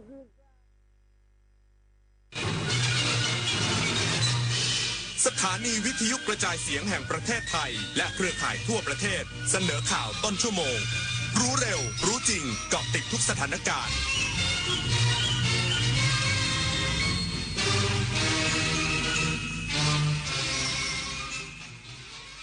รับฟังข่าวต้นชั่วโมง 22 นาฬิกากับชลธรจัญญาครับรัฐมนตรีว่าการกระทรวงศึกษาธิการรับฟังปัญหาครูในพื้นที่จังหวัดกาฬสินธุ์อีกสักครู่กลับมาติดตามรายละเอียดครับเมื่อโลกเปลี่ยนคนต้องปรับทักษะใหม่ที่เป็นกุญแจสู่อนาคตโลกเปลี่ยนเร็วขนาดนี้เราจะตามทันนี้นะทันสิแค่ไม่หยุดเรียนรู้เพิ่มทักษะใหม่ใช้เทคโนโลยีให้เป็นเราต้องเริ่มยังไงอะ ก็เริ่มจากตัวเรานี่แหละคิดเป็นทำเป็นรู้เท่าทันสื่อและมีคุณธรรมไงล่ะพัฒนาคนไทยให้ก้าวทันโลกยุคใหม่ใส่ใจเรียนรู้สู่อนาคตที่ยั่งยืนเจ๊ดูดิทริปกระบี่3 วัน 2 คืนสวยมากราคาแค่นี้เองผมโอนเงินมัดจำให้เขาไปแล้วเนี่ยไหวปะเพจไหนเนี่ยโอ้โหนี่มันเพจปลอมชัดๆดูดิยอดไลค์หลักร้อยแต่คนเม้นสนใจเป็นพันปลอมอะไรเจ๊เขาส่งบัตรประชาชนมาให้ดูด้วยนะสมัยนี้เขาก็ขโมยรูปบัตรคนอื่นมาทั้งนั้นแหละไหนลองทักไปถึงเลขจองดิอ้าวมันขึ้นว่าไม่สามารถส่งข้อความได้อะจะโอนจองทริปเช็คชื่อบัญชีกับเว็บก่อนเสมอไม่งั้นจะได้เที่ยวทริปแบบนี้แหละพามาจับไต่ AI ภาพและคลิปที่เห็นเป็นเรื่องจริงหรือ AI สร้างบางรูปบางคลิปก็สมจริงจนหลายครั้งแทบแยกไม่ออกแต่เดี๋ยวก่อนยังมีจุดที่ช่วยให้จับผิดได้สังเกตนิ้วมือบิดเบี้ยวผิดธรรมชาติใบหน้าสมมาตรเกินจริงผิวเนียนเกินไปเหมือนพลาสติกแสงและเงาไม่สัมพันธ์กันตัวหนังสือเพี้ยนเหตุการณ์เกินจริงจนน่าสงสัยก่อนแชร์ก่อนเชื่อก่อนตกใจหยุดดูให้ชัวร์อีกครั้งแสนอาลัยสมเด็จพระพันปีหลวงไทยทั้งปวงหมองมนกลร่ำให้พระผู้เสด็จสู่ฟ้าสวรรคาลัยแนบดวงใจตามพระบาททุกชาติภพปวงประชาน้อมสำนึกในพระมหากรุณาธิคุณเป็นล้นพ้นอันหาที่สุดมิได้ข้าพระพุทธเจ้าคณะผู้บริหารข้าราชการและเจ้าหน้าที่สถานีวิทยุกระจายเสียงแห่งประเทศไทยกรมประชาสัมพันธ์รัฐมนตรีว่าการกระทรวงศึกษาธิการรับฟังปัญหาครูในพื้นที่จังหวัดกาฬสินธุ์เกี่ยวกับการเร่งคืนเวลาสอนลดภาระงานนอกห้องเรียนอย่างเป็นระบบนายประเสริฐจันทรรวงทองรัฐมนตรีว่าการกระทรวงศึกษาธิการลงพื้นที่ตรวจเยี่ยมความพร้อมก่อนเปิดภาคเรียนของโรงเรียนกลางดงราชอุปถัมภ์สังกัดสำนักงานเขตพื้นที่การศึกษาประถมศึกษากาฬสินธุ์เขต 1อำเภอเมืองกาฬสินธุ์จังหวัดกาฬสินธุ์เพื่อรับฟังปัญหาและความต้องการของสถานศึกษาพร้อมกล่าวว่าจากการรับฟังเสียงสะท้อนของครูและบุคลากรในโรงเรียนพบสถานศึกษามีความต้องการในหลายด้านได้แก่อัตรากำลังครูที่ยังไม่ครบชั้นการยกเลิกภาระงานที่ไม่เกี่ยวข้องกับการสอนค่าอาหารกลางวันที่ไม่เพียงพอรวมถึงการปรับปรุงอาคารเรียนที่ชำรุดทรุดโทรมโดยเฉพาะอาคารหลังแรกที่สร้างมาตั้งแต่ปี 2519 ที่ระบบไฟฟ้าและสภาพโครงสร้างอยู่ในสภาพที่ต้องได้รับการซ่อมแซมและปัญหาน้ำท่วมขังบริเวณสนามหญ้าช่วงฤดูฝนสิ่งสำคัญกระทรวงศึกษาธิการเร่งเตรียมแก้ปัญหาการลดภาระงานครูโดยเฉพาะโครงการที่ไม่เกี่ยวข้องกับการเรียนการสอนอย่างเป็นระบบพร้อมผลักดันโครงการ ODOS 2.0 เพื่อมอบทุนการศึกษาให้แก่นักเรียนในทุกอำเภอทั่วประเทศอำเภอละ1คนสำหรับไปเรียนต่อในต่างประเทศจิรวรรณช่วยเท้ารายงานสำนักงานเกษตรจังหวัดอุบลราชธานีเชิญชวนเกษตรกรแจ้งขึ้นทะเบียนและปรับปรุงทะเบียนเกษตรกรเพื่อให้ข้อมูลเพาะปลูกเป็นปัจจุบันนางรัชนีพบบุญเกษตรจังหวัดอุบลราชธานีเปิดเผยว่ากรมส่งเสริมการเกษตรขอเชิญชวนเกษตรกรขึ้นทะเบียนและปรับปรุงทะเบียนเกษตรกรเพื่อให้ข้อมูลการเพาะปลูกเป็นปัจจุบันชัดเจนและสามารถนำไปใช้เป็นหลักฐานข้อมูลสำคัญในการวางแผนพัฒนาสนับสนุนและออกมาตรการต่างๆให้ตรงกับความต้องการของเกษตรกรสำหรับฤดูการเพาะปลูกข้าวนาปีเมื่อทำการเพาะปลูกข้าวพืชไร่พืชผักหรือพืชอายุสั้นแล้วเกษตรกรควรขึ้นทะเบียนหรือปรับปรุงทะเบียนภายใน15 วันหลังเพาะปลูกและไม่เกิน60 วันก่อนเก็บเกี่ยวส่วนไม้ผลไม้ยืนต้นพืชอายุยาวเกษตรกรควรแจ้งขึ้นทะเบียนหรือปรับปรุงทะเบียนเกษตรกรหลังปลูกแล้วไม่น้อยกว่า30 วันหรือที่ยังยืนต้นอยู่โดยสามารถเลือกเข้ารับบริการ3ช่องทางโดยไม่มีค่าใช้จ่ายได้แก่สำนักงานเกษตรอำเภอที่ตั้งแปลงปลูกหรือผ่านเว็บไซต์ www.efarmer.doae.go.th และแอปพลิเคชัน Farmbook เฉพาะเกษตรกรรายเดิมแปลงเดิมโดยเริ่มลงทะเบียนตั้งแต่บัดนี้เป็นต้นไปหากมีผู้แอบอ้างเรียกรับผลประโยชน์ขอให้แจ้งเจ้าที่สำนักงานเกษตรอำเภอทันทีและหลีกเลี่ยงการให้ข้อมูลส่วนตัวกับบุคคลภายนอกที่ไม่เกี่ยวข้องและเจ้าหน้าที่จะไม่ทำการส่งข้อความผ่านช่องทางโทรศัพท์หรือไลน์ให้เกษตรกรเพื่อให้ดำเนินการขอให้เกษตรกรอย่าหลงเชื่อมิจฉาชีพกรกฎภูมิสวทอุบลราชธานีรายงานสำนักงานพาณิชย์จังหวัดอำนาจเจริญติดตามสถานการณ์ราคารับซื้อสินค้าเกษตรต่อเนื่องเพื่อให้เกษตรกรได้รับความเป็นธรรมในการจำหน่ายผลผลิตและยกระดับรายได้ของเกษตรกร นายเกษสิริสุวพงษ์พาณิชย์จังหวัดอำนาจเจริญเปิดเผยว่าเพื่อให้เกษตรกรได้รับความเป็นธรรมในการจำหน่ายผลผลิตและเป็นการยกระดับรายได้ของเกษตรกรจึงได้มอบหมายเจ้าหน้าที่กลุ่มกำกับและพัฒนาเศรษฐกิจการค้าร่วมกับสำนักงานสาขาช่างตวงวัดเขต 2-4 อุบลราชธานีลงพื้นที่ติดตามสถานการณ์การรับซื้อสินค้าเกษตรในพื้นที่อำเภอปทุมราชวงศาจำนวน4แห่งผลการตรวจสอบพบว่าผลปาล์มน้ำมันกิโลกรัมละ4 บาท 50 สตางค์ถึง5 บาทมันสำปะหลังสดคละกิโลกรัมละ2 บาท 40 สตางค์มันเส้นราคากิโลกรัมละ6 บาท 40 สตางค์ยางก้อนถ้วยกิโลกรัมละ33 ถึง 37 บาทราคาทรงตัวจากสัปดาห์ที่ผ่านมาโดยเจ้าหน้าที่ได้กำชับให้ผู้ประกอบการให้ปฏิบัติตามกฎหมายและให้ปิดป้ายแสดงราคารับซื้อให้ชัดเจนและเปิดเผยและใช้เครื่องชั่งที่ได้มาตรฐานผ่านการรับรองหากพบการกระทำความผิดจะดำเนินคดีตามกฎหมายอย่างเคร่งครัดทั้งนี้หากไม่ได้รับความเป็นธรรมในการซื้อขายสินค้าเกษตรรวมทั้งทราบเบาะแสการเอาเปรียบเกษตรกรสามารถแจ้งข้อมูลได้ที่สายด่วนกรมการค้าภายใน1569หรือสำนักงานพาณิชย์จังหวัดอำนาจเจริญโทร0455233051พงศิริศรีหานามสวทอำนาจเจริญรายงานรู้ปิดรู้ใช้ร่วมใจประหยัดพลังงานจบข่าวชลธรจัญญาอ่านรับฟังข่าวครั้งต่อไปเวลา 23:00 น.ครับติดตามข่าวที่นำเสนอไปแล้วได้ที่ www.thainews.prd.go.th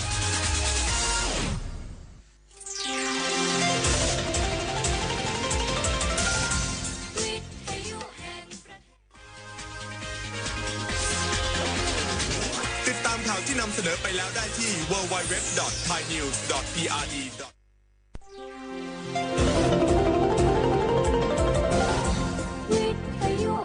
ประเทศไทยให้ความรู้คู่ความสุข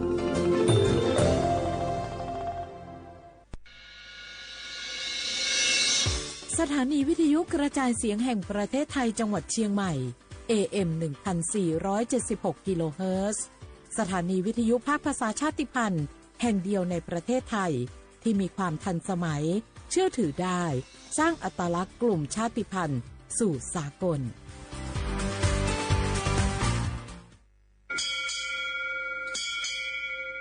โอโบดะจ้าโอมิชเปอร์เหมือซุงคาปอกว่าย้อซงโอดูธรรมาสถานีวิทยุภาษาชาติพันธุ์แห่งเดียวในประเทศไทยทันสมัยเชื่อถือได้แล้วพบกันที่สวทเชียงใหม่ AM 1476 กิโลเฮิรตซ์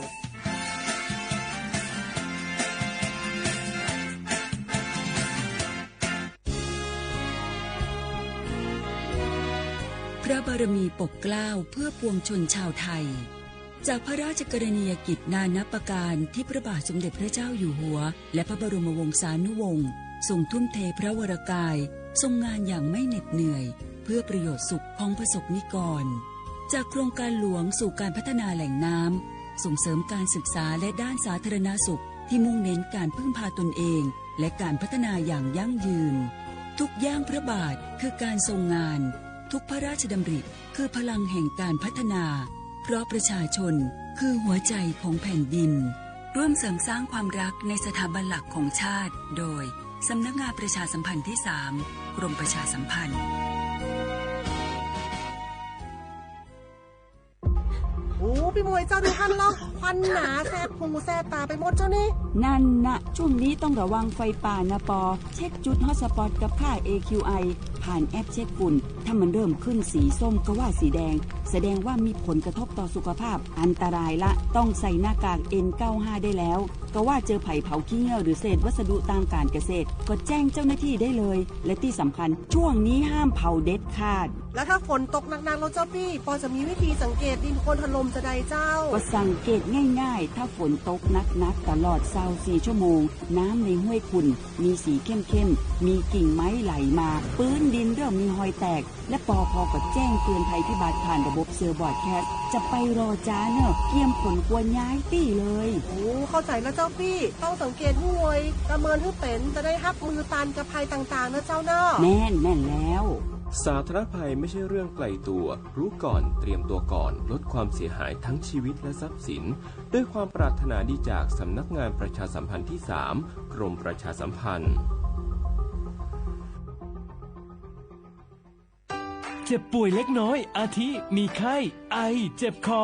ปวดข้อเจ็บกล้ามเนื้อใช้สิทธิบัตรทอง30 บาทปรึกษาเภสัชกรรับยาตามอาการไม่เสียค่าใช้จ่ายยื่นบัตรประชาชนได้ที่ร้านยาที่มีสติ๊กเกอร์ร้านยาคุณภาพของฉันให้บริการดูแลอาการเจ็บป่วยเล็กน้อย30 บาทรักษาทุกที่ที่ร้านยาคุณภาพของฉันสอบถามเพิ่มเติมสายด่วนสปสช1330 24 ชั่วโมง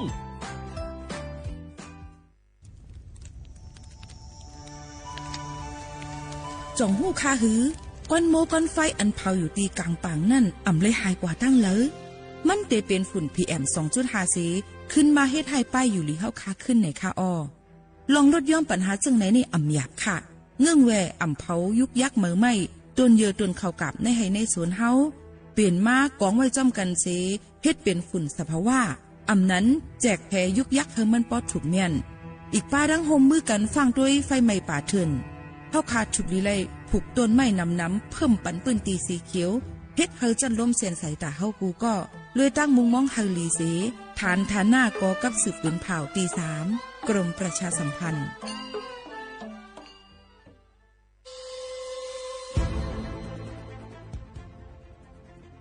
ย้อนผิดหมอกพี่น้องเขามาโฮมเป็นจุ้มเหลียวกันดั้งเจดอนเก้งใหม่โฮมกันแกลิดปัญหาไฟไหม้ป่าเถินหมอกก้อนก้องก้อนมูและฝุ่นเล็กๆ PM 2.5 ค่ะสั่งว่าโชพันไฟไหม้กับสืบกว่าตึงลาดไลตีอองตีแกลิดปัญหาไฟไหม้ป่าเถินและหมอกก้อนเจดอนเก้งใหม่หมายโฟน 0531128808 ในค่ะเจดอนเก้งใหม่ค่ะออกปักเปิงหมายมีเฮกังแกลิดปัญหาหมอกก้อนก้องก้อนมูและฝุ่นเล็กๆ PM 2.5 เนื้อปืนตีเหลออันอ่ำเลยคว้างเฮาเผาผ่านมาดีแอปพลิเคชันไฟดีห้ามเผากำเร็วในนั้นค่ะอย่าไปเผาล้าอ่ำว่าได้เปลี่ยนตีกลางปางอองตีห้ามเผาเกยยุกยักไม่ดอกกูอันในค่ะแต่เอาวันที่1เดือน1อิงเกรด2เหงปลาย26ต่อถึงวันที่31เดือน5 2เหงปลาย26ในผู้เหลอเผาเฮ็ดผิดปักเปิงเตญาตัวตามตั้งผิดจำหนังปักเปิงหมายมีกำเหลวในนั้นค่ะเลยตั้งมุงมองไฮลีเซห้องการฐานฐาหน้ากอกับสืบเจดอนเก้งใหม่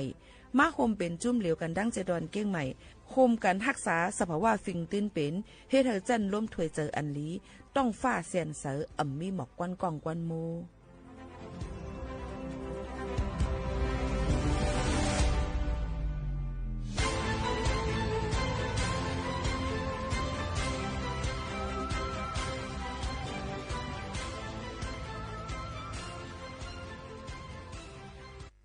พี่น้องเขาสนใจใครปืนเผาผ่านตั้งห้องปล่อยเสียงสวทเก้งใหม่ปั่นตั้งหูห่มปลาดังมีดังซื้อถ่อมแจ้งแล้งหลีกว่าไก่ในปืนตีเจดอนเก้งใหม่กับสืบมาเลยดี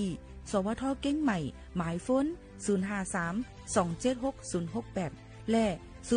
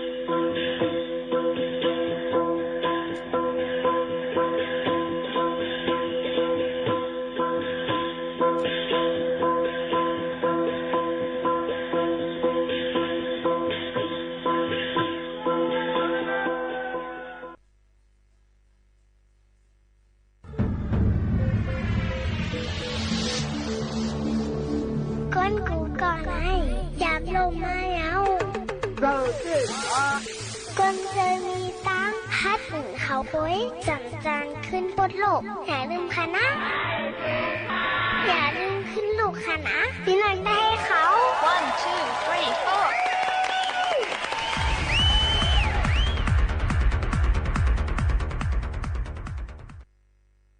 4พิดหมอกลูเห็นและผายร่างก้นอันคงสร้างดีไซเนอร์ออกแบบในค่ะก้นอันสนเจอปัดปื้นกุดีเข้าโฮมลองการอุบกุมลองการแหลกลายคุณมุ้นลองการแฟชั่นเมืองไทยลูกดี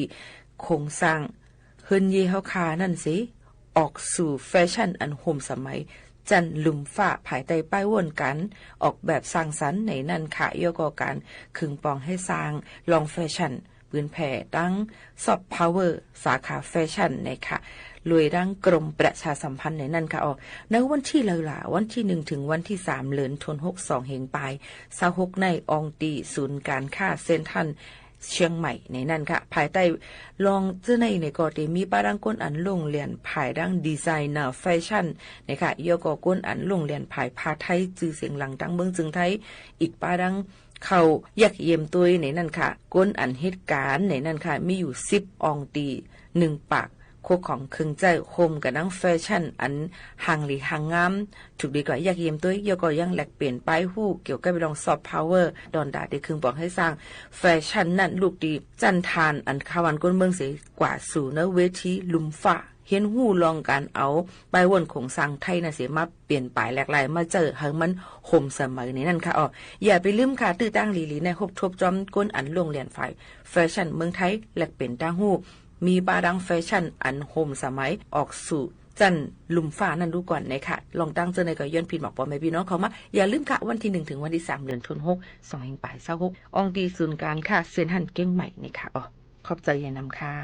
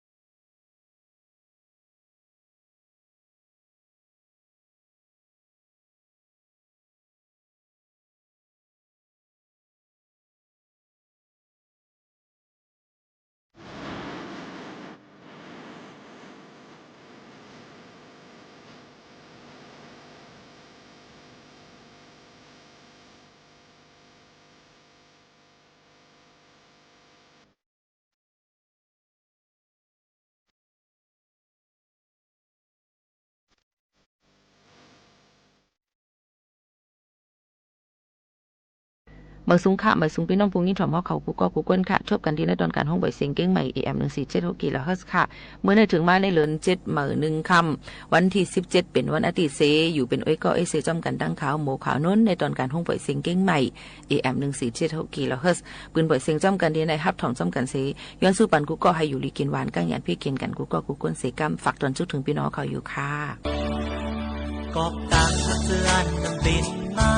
ถึงยังให้ตื่นหัวใจทาง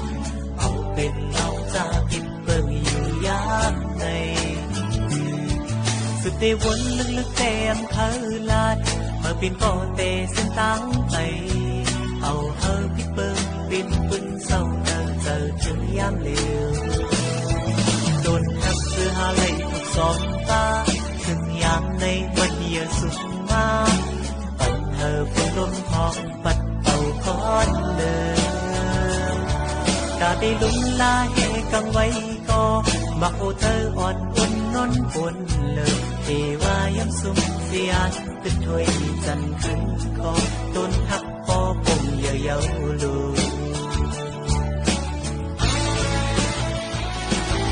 อันทวีกันที่นี้จำสันแน่สังว่าวันหนึ่งเทขึ้นลีมาถึงยามเธอจะก็ไปมองเปิงวันอยู่นาสังว่าเป็นลองให้ขึ้นข้างเตมาให้ไปกันคงตึกเขายาหูเตอให้บนใจเอเป็นจอมไงทำที่จอมอยู่เท้าปกมือยอมกันกล้วยเยา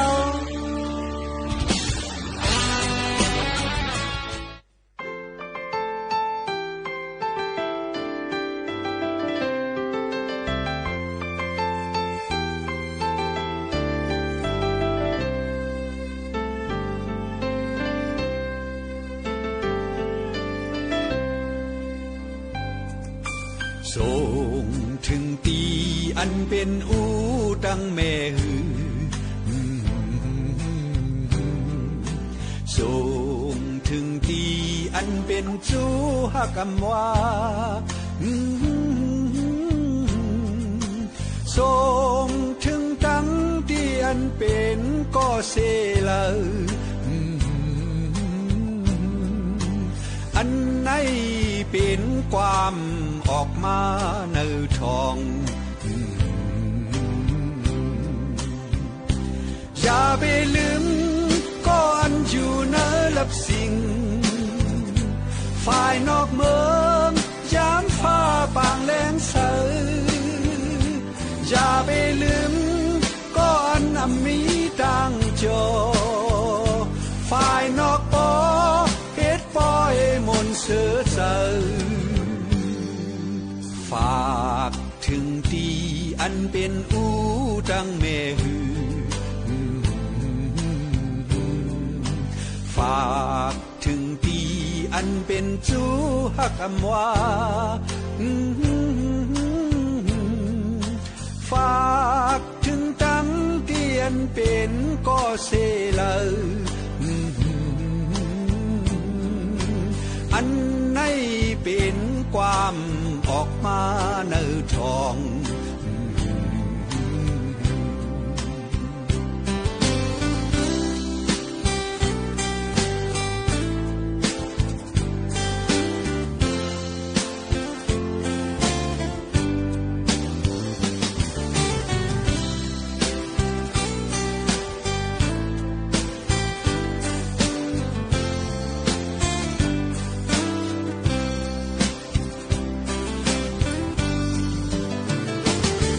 ไปลืมก้อนอยู่เนื้อลับสิ่งฝ่ายนอกเมืองยามฟ้าปางแรงเสืออย่าไปลืมก้อนมีดังโจฝ่ายนอกปอเฮ็ดปอยมนเสือเสือสั่งถึงตีอันเป็นอูดังเนหือสั่งถึงตีอันเป็นจูหักำว่าสั่งถึงตั้งที่อันเป็นก็เสลา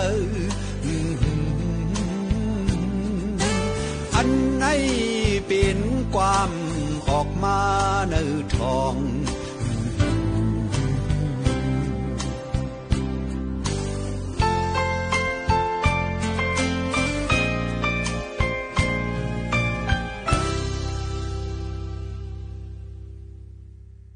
เอาค่ะก็ไม่มาถ่อมด้วยปื้นหูตั้งหันฝากตอนจู้ถึงป่อแม่ปีๆน้องๆเขาก่อนค่ะเข้ามาในข้าวฝนค่ะนะมันก็ได้มีเห็บออกมาจอมหุยจอมร้อยในค่ะจอมร้อยในค่ะนะเนาะก็ได้มีเห็บสกาเห็บก็ได้ออกมาค่ะป้อเป็นข้าวหื้อข้าวฝนก้นวันก้นสวนเขาก็ได้เลยกินผักเหลืองสีอำก้าค่ะเอากว่าขายเลยป้าในกัดในซาเชียงลูกก่อนค่ะนะป้อกว่าแอลแลในเถินป้ากว่าแอลแลในเถินเนื้อปาดแลจอมเจอในสวนในจึงอันไรด้วยหันเลยเสียต้นไม้ต้นหมอกต้นพักคือเจอกูเส้นเยาวในไรหันป้าสีอันหางหลีหางงามเจอหนังสีเฮ็บในก็มีหลากหลายลายสีค่ะหางหลีออกจอมฟิงตื้นสภาวะป้อของป้อเหลืองเต็มลงกว่าค่ะเป็นมุกลงไว้ค่ะนะเตหันกอบอยู่จอมเจอต้นไม้เนื้อลิ้นเลียนสวนเลียนให้เจ้าในหังหลีตาที่เอามือแกงเฮ็ดกินผักหลีผักหวานเต้ค่ะในเสตาก่อนหนังหันนั่นอ่ำเจว่าเตกินไรกูอันเตกินไรกูเมียวค่ะนะในก็พอมาลาถึงลองเฮ็บในจึงเพอก็ต่อเตไรเจอกินย้อนเฮ็บในเป็นผักอันหวานมี1เสอ่ำกามีพรหลีดอนตาป้ายอยู่หลีก้นเฮาเต้แลเฮ็บในป้อเตเอากินจอมหนังฟิงตื้นมันในซึ่งเฮาขาดเตเลยกินอันมีวิตามินน้ำโปรตีนน้ำยอก็อันมีอยู่ดีในเฮ็บนั่นเจ้าหนังวิตามิน B1 B2 ในแคลเซียมเขาเจ้าในตั้งนำค่ะเนื้อเฮ็บนั่นก็หวานซุ่มเนื้อป่าเจ้านั่นเสอำกาจอยแกลดย่อมปั่นไหลตั้งเป็นเทียงลูกก่อนค่ะนะตั้งเป็นฮุกไห้ลงมือหนังแกนซาเยียวแกนตั้งเป็นลงลืมหลอดเลือดโหเจอติบตั้งเป็นเลือดสูงในแนวอีกตั้งจอยฮอร์โมนเฮาขากำทิ้งปันเจ้าหนังออกหูเจอปอดตับเส้นเลือดแล่นไหลหลีเจ้าหนังไหนค่ะกำปานำแต่ก็เฮ็บในเตออกพ้องขิงข้าวเหลือน6หั่นต่อถึงเดือน8เดือน9พ้องขิงข้าวผลตกนั่นก้อยค่ะเฮ็บในเตแต่ตีเจอแมงอันอ่อนอิดเล่งหรือเสพองผุนมุกนั่นค่ะนะตีเฮาตัวหันเลยนั่นเสียแล้วมันแพกว่าจอมลมกว่ากูตีกูตั้งเป็นอันซ่าอันมองเจ้าไหนหักไม่เผลอไม่อันตายอันเน่าเจอในแหละอีกป้าดังหมักไม่เข้าพักอันเนากว่าหึงเยาวสิแหละตั้งถัดลิ้นถัดล้มถัดน้ำนั่นเสจังหุนมุนมาเป็นเฮ็บในนั่นค่ะเฮ็บหอมค่ะเฮ็บหอมในหอมเตะในค่ะนะมันก็ว่าความไทยบนห้องตั้งเมืองเหนือบนห้องเฮ็ดลมนะคะนะเฮ็บหอมพ่อนหลีมีน้ำเตะค่ะเจ้าหนังเป็นยาอันจอยลดย้อมปั่นไขมันในเส้นเลือดจอยแกดแค่ให้กังปั่นตั้งเป็นแก่นสะย้อนมันมีแอซิสมิโนถึง21เมลลูกก่อนนะคะวิตามิน B1 ตั้งปี2เป็นกันตั้งมีวิตามินตีสูงจอมจอยหรือปันตั้งคงหลุบและพ่อนหลีดอกก้นเป็นตั้งเป็นหมักแก้วตั้งเป็นลีนั่นค่ะเลยจอยให้กังปันตั้งเป็นไขวัดจอยหอมวงหลุบและเคียวเฮาแข็งแรงลีค่ะจอยแก่ปันป้าต้องยิงต้องกำบัดเจเนกไรเทียงลูกก่อนนะคะนะเฮ็บหยิบยูค่ะเฮ็บหูแมวในเฮ็บหยิบยูในซ้ำเป็นเมียวคาร์โบไฮเดรตในค่ะนะย้อนเฮ็ดเฮาเม็ดเลือดขาวน้ำจอยเฮ็ดเฮาเม็ดเลือดขาวน้ำปันพ่อนหลีตอนตาผู้อายุใหญ่น้ำจอยให้อังกาทุกคิงเฮาแก่นแข็งมีแห้งสีอำกาจอยหัวมุ้งปันปอดจอยยดยาอันปาตั้งเป็นห้องเขาเจ็บกลสลึกใส่คนแม่นเจ้าหนังในไรอยู่ในค่ะโยก็เฮ็บโปกค่ะจอยปันเฮากินข้าวหวานยดยาป้าต้องข้นอันอ้อไข่หักเสียงหับเลยไอจิมเจ้าในกวนในค่ะนะก็กาเฮ็บปกในเพราะว่าฮู้จักเตเฮ็บจักกะเฮ็บในค่ะนะเพราะว่าฮู้จักเตในอย่าไปละลิเอามากินกูจางตุ้มเตอกันไล่ลองถึงอสักสายใจกันไล่ในค่ะเอาเฮ็บตอบค่ะเฮ็บตอบในพ้องมกกินนั่นก็หุงกินนั่นโคกินจอมหนังลอกไล่มือแกงเผิงมันนั่นสิพ้องเฮาคบกินในเสียงมันติมอหลังกรุบกรับไว้กินหวานเต้ๆค่ะนะเฮ็บตอบในไว้เฮ็ดกินซึ่งหือกอหลีมันจอยยอดยาปันห้อยเจ็บห้อยหมัดจำสีก้าจอยยดยาปันป้าห้อยจำตั้งในตีเฮาด้วยหันนั่นในค่ะเฮ็บเพิ่งค่ะเฮ็บเพิ่งจอยยดยาปันไรตั้งเป็นวัดจอยผายเลือดแลนไหลในตัวคิงจอยกุ้มทิ้งปันอย่าเฮาเป็นห้องเขาเจ็บในนั่นค่ะเฮ็บเข็มค่ะนะเฮ็บเข็มซ้ำจอยยดยาปันตั้งเป็นตับแข็งห้องเขาเจ็บใส่มีห้อยเจ็บเจ็มเจ้าหนังไหนค่ะเฮ็บเข้าแตกค่ะเฮ็บเข้าแตกในจอยยดยาตั้งเป็นแก่นสาและเฮกังปันป้าตั้งเป็นแก่นสาเต้านมไหลหลีเต้ๆค่ะในเฮ็บ บอันไหนมันกว่าจอยแกดแคปันอันหลากหลายอันแหลกลายฮอร์โมนนางยิงอันจำติหมดโหเหลือนั่นสิแหละพ้องการแหลกลายเลือดในตัวอังกาตัวคิงนางยิงนั่นก็เหตุการณ์มาย้อนนั้นมันจอยแกดปันเฮอเซลแกนสาเต้านมลดยอมลงมาในค่ะออกพรจ่ามันคารู้ลองเฮ็บอันจ่าเจออันหมอกลัดมานั้นซ้ำเป็นไว้จึงหือหลาในค่ะกำในเฮามาด้วยพรจ่าของเฮ็บกันเทียงลูกก่อนย้อนอยู่ในข้าวฝนยาวไหลแลกล้องอันป้าจอมเฮ็บตีเฮาอ่ำฮู้จักนั่นก็มีอยู่ตั้งนำค่ะเฮ็บอันมีกล้องเสใกล้ไล่ทบปัญหาย้อนกล้องเฮ็บอ่ำนั้นกำปานำตีห้องกันว่าเฮ็บมือในนั่นเตมีอยู่ตั้งนำตั้งหลายเจอหลายเมียวค่ะนะหนังเก็บหอมคนสอกหามาอ่ำนำก็แก่เจอหนังกล้องเฮ็บนั่นเตมีอันอ่ำป้อเฮาแห้งและเฮาแห้งถึงลู่ซุ่มสายเจอตั้งเป็นเตป่อมาไว้กินเฮ็บอันมอยาเขาตีทบพ้องหันก้นกินเขากินยานั่นตีเป็นเฮ็บไข่ไก่นะคะกล่องมันตีมีอยู่2 เมลจะในเฮ็ดให้ต่อหงเข้าตับปอดออกเส้นเลือดหลอดลมถวยเจยเฮ็ดให้ก้นลูดตายไหลในข้าวยาม4 ถึง 10 ชั่วโมงกุ้ยในคณะก็ตายแล้วในเอาตายไหลมั้ยจ้ะค่ะก็ตายแล้วในค่ะนะกองเฮ็บในเตขำไม่ไหลหลีย้อนนั้นถึงว่าเฮ็บนั่นหุงสุกเย่าในเสตากล้องมันก็ตึกนำอยู่เตะๆไว้เสกินเฮ็บเย่าหมอก3 จงมองในนั่นจึงเตเป็นเจิงหนังโหไข่โหเมาไข่อ้อไข่หักต้องไข่กว่าโหเจอเต้นตอดแห้งต้องอิวต้องหลิมเจมเจอในอยู่อะค่ะขอฟังมันค่ะรู้อย่าไปกินเฮ็บกึกจอมเราเฮ็บย้อนเฮ็บมังอันในเตเป็นกล้องมากำเหลวเราตั้งเฮ็บในตั้งมันแห้งใหม่มันเตแพเสเฮ็ดให้กล้องนั่นแพเตือนกว่าน้ำเติมมาหรือเสเก่ากินเฮ็บอย่าไปกินอิ่มแห้งหนาหรือค่ะย้อนมันเตแล้วย่อยหยับสังก้นก็อันโฮงเขาแห้งขามโตอ่ำแข็งในจึงจังและเป็นและตั้งเป็นย้อนอันกินเฮ็บในหรือกินเฮ็บดีอันฮู้จักสั่งว่าซื้อกินในจึงหรือซื้อกินเฮ็บอันฮู้จักอันยามกินนั่นกล้วยยาวค่ะอย่าไปกินเฮ็บอันมีสีเฮอมีเกล็ดตีเนื้อกุบเฮ็บอันมีแมงคบกินเจ้าไหนก็อย่าไปถางว่าเฮ็บนั่นมีกล้องเลยกินไล่ในนั่นค่ะนะพ้องกึ่งกลางเสหลูจอยหรือก้นก็อันกินยาเฮ็บอันมีกล้องนั่นในจึงหรือเฮอกวนเป็นนั่นหักออกมาเฮาหมดค่ะเฮาหักออกมาหนังการนำเดเสเปิ้นที่สุดตอนตาลดย้อมการแพ้กล้องมันเฮากินน้ำอุ่นตั้งกือล้อกันค่ะกือหมอก3 เจาะ1และจุกโกงข้อเฮาหักออกให้ไว้ที่สุดค่ะนะเน็ตเอาส่งห้องยาคันๆไผ่ๆย่อก็อย่าไปลืมเอาป้าตั้งเฮ็บอันกินกว่านั้นกว่าเนบันโมยาสังตึกกึดไว้อยู่จึงเอากว่าเนติโมยาเขาค่ะเงาลายจุกโกงข้อหักเจ้าไหนตีอ่ำไลเอากว่าเจ้าตื้อดีลูกอ่อนอายุไปเตรียมหักขบในคณะอันนี้ก็เอามาฝากตอนเกี่ยวกับไปลองเฮ็บในข้าวฝนให้พี่น้องเขาเลยฮับผู้เลยยินถ่อมจำกันเนื้อตอนการภาษาความใต้เฮาค่ะตั้ง AM 1476 กิโลเฮิรตซ์ตอนการตามยิ่งหมู่ขาวนุ่นในค่ะหรือใส่กันเที่ยงก่อนค่ะ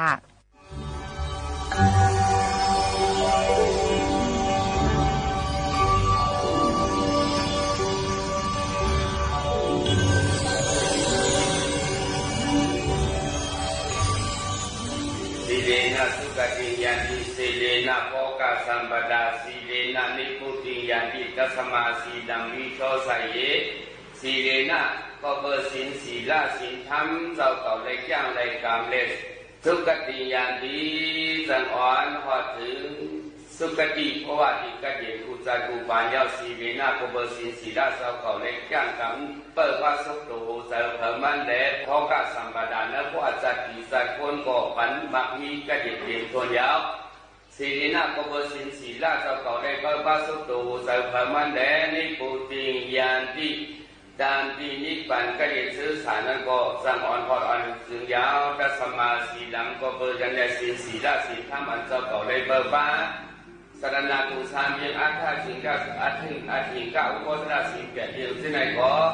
วิโสทายเยทายจึงจังหมดสายสิเผยดันมันสกรรมเลยดานอ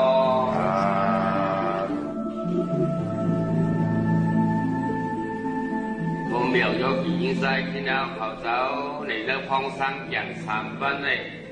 คัดเจอเฮ็ดเป็นในขมาปารามีออกเพื่อนออกยี่ออกที่อยู่ด้านเท้าเข้ามาเสียวเด็กอุปขาปารามีเปียดวางไว้กันไว้งาน ไว้สำยศเสียนปนองตั้งดังลูกล่างดานดินอันดูเฮ็ดดูสร้างดูปองกูเมียวเสียเขาก็เป็นอุปขาบารมีนั่นสิมันได้ก็เป็นถึงมาวันพลสองเนาะในวันพลสองกลางในเจ้าไหนเตเอาในสลายนาสัมยุกสัปปานาสุกานี่โหนี่ตะเก่าเขาสัปปานาสุกานั้นว่าในพวกเปลี่ยนความใจเจ็ดว่าเด็ดโอสัตว์พวกดูตายไม่ใช่พอติป่าโคโคตระใจเขาเด็ดว่าถึงก็โอสัตว์พวกดูตายไม่ใช่พอติป่า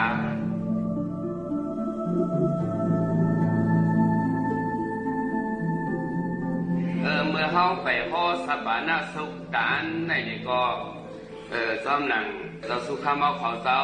เลสังนี่อ่อนส่งเมตตาไว้หนึ่งเขาว่าซ้อมกัน3 กรรมก็กะเขาช่วยปุกกู5อัตตาติเทียมเจอเนี่ยห้ำช่วยปุกกูป้าหลังนี่ก็เบิกเขาเจ้าอ่อนเฮ็ดอ่อนสร้างไว้มันก็แค่แบบนี้เขาก็รู้ยังซ้อมมันเป็นการยีเหมือนหนังการกู้สู่ตะวันซูมเนี่ยก็ตะวันซูมเขา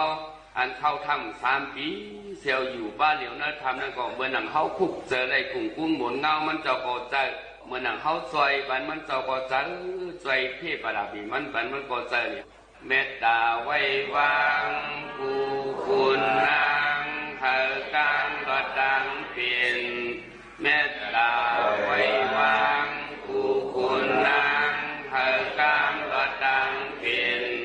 เมตตาไว้วางผู้คุณนางเธอการก็ดังเปลี่ยนเมตตาเสอเขาหอมเป่าเธอเศร้าดอดทีเขียนเมตตาเสอเขาหอมเป่าเธอเศร้าดอดทีเขียนเมตตาเสอเขาหอมเป่าเธอเศร้าดอดทีเขียนสัตวาดังเสือหามนเสือก่อนเจอจึงกระเทียนสัตวาดังเสือหามนเสือก่อนเจอจึงกระเทียนสัตวาดังเสือหามนเสือก่อนเจอจึงกระเทียนเจ้าตาหน้าดังเสือหามนเสือก่อนเจอจึงกระเทียนเจ้าวิยาเวสาดังเสือหามนเสือก่อนเจอจึงกระเทียนเพิ่งทรงยืนมาเมตตาตระเอาหากระเทียนเขาส่งในเมตตาเย้าใหญ่เย้าเด้เนี่ยสู้ใจเขาเจ้าเด้เนื้อปางตระเนี่ยปอกกลางคำปอกหนึ่งกลางแล้วปอกนึงนี่เขาอ่อนกันไวพลาแข็งย่อก็ไล่ไว้บ้างไหนนี่ก็เบอร์เขาเป็นคนเท่าเขาเป็นคนอ่อนหูน้ำหนาเปิ้นเด้เบอร์ไว้นี่ก็เขาเด็กกันโตยาวนี่อันเขาหลูหูไว้นี่เขายุ่งมือขวัญคนใจก็ยุ่งมือขวัญกลางคืนเนี่ยยุ่งยาวนี่เดี๋ยวผู้แหวนจักยุ่งจำไปกันขวัญดึงเขาขวัญใจขึ้นยุ่งขึ้นลอยๆเขามีสมาธิหรือเขาดูมีสติอันจองจอนบ่ยุกไว้ระยะเด็กก็กูก็บามือปังดังตราถ่อมตราที่ไหนเขามีการดูการต้านเนี่ยเขาดูอ่อนดูผ่อนดังเขาเฮ้ให้เขาหมอมีลองอย่างนี้มือเขายุก2 ขวานยาวเด็กพวกทามปูเสมีพวกทามตามที่พระเป็นเจ้านั่นปูเสมีไว้สาธิตายาวเด็กคูบลงมันขี้หาดีเนาะมันจังได้เมียนจำผิงเย่เขาผิงเย่พวกท่าภาษาเขาไล่นับย้ำพวกท่าภาษาเขายาวเนาะพอห้ำเห็นนั้นพวกไหนถึงใครคุบตื้อคุบใครไวตื้อไวพวกไหนถึงปองว่าเขาได้นับย้ำภาษาไปถึงที่ถึงกลางมันนี่เขาหลุดอ่อนเฮ็ดเนาะอ่อนเฮ็ดตัวแต่มันไปเมียนการได้มันลูกดีพึกเอาล้อนเอาเนาะเพราะเขาพึกเขาจังตีเรียบเขาจังตีเปลี่ยนป้อมพึกเปลี่ยนเนาะเพื่อเอาเหตุการณ์ดีกู้สู่เนี่ยเขาหลุดพึกเอาให้มันเข้มแบบลูกหลานรานดีห่อดีขึ้นมาปานนั้นเขาจังเยียงเขาแหละจังว่าการอันเริ่มว่าอันเขาหันจำเขานั่นเขาจังเยียงเขานี่ เมื่อหนังโปเมก็อันยามกินเหล้าก็ได้กินในปานาลูกล่างหลานดีเขาก็ลูกล่างหลานดีเขาก็มากินเหล้าเขามาเยียงเขาบ่หลุดยันยาก็ได้ก็มาเยียงเขาถ้าไม่เขาบ่หลับนี่ก็ลูกล่างเขาหลานดีเขาก็มาหลับสังว่าเขาโมการทางบักลูกอ่อนได้เหมือนนั่งเฉยๆเลยเพราะเขาอันเลี้ยงย่อมปันก็มันจะเป็นมาอันเลี้ยงเพราะว่าเขาย่อมปันอันลำก็อันลำนั่นจะเปลี่ยนมาเพราะเขาย่อมปันอันขาวก็อันขาวนั่นเปลี่ยนมานี่ลูกร่างเขาเนี่ยมันจะไม่กี่มันรักง่ายมันเหมือนน้ำใสนั่นแหละโปเมลูกร่างในมีกุลควันนักแต่เนื้อลูกร่างเขาโปลีนั่นเพื่อเอามาถึงกันนั่นยาวเนี่ยพอหมอกินเหล้าเขาอยากไปกินปานาเขาหมอดูดด้านยาเขาอยากไปดูดในปานาเขาเขาหมอหลักหมอป้องเขาอยากป้องปานาเขาอยากคิดกันปานาเขาเนี่ยเขาก็จังเยียงเขาเนี่ยตรงบ้าการพึกเอาเขาเฮ็ดในก็เพราะว่าเขาคนเท่าเช่นเป็นผู้อ่อนหูน้ำลาทวันเท่าหน้าทวันเท่าเมืองเขาหมอไว้สาซึ่งหมอไว้เจ็ดได้สั่งหมอไว้หมอสาถึงว่าเมื่อเขาดีอยู่ดีด้านเนี่ยเขาดูเฮ็ดเนี่ยเขาตัวเขาก็จังติถึงดีลูกหลานหลานที่เขาอันเขาคำมุงมองให้เขาเห็นงี้นั่นก็จะถึงดีเนาะ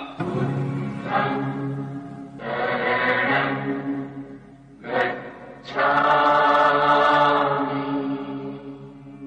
ธัมมังสรณังกัจฉามิสังฆังสรณัง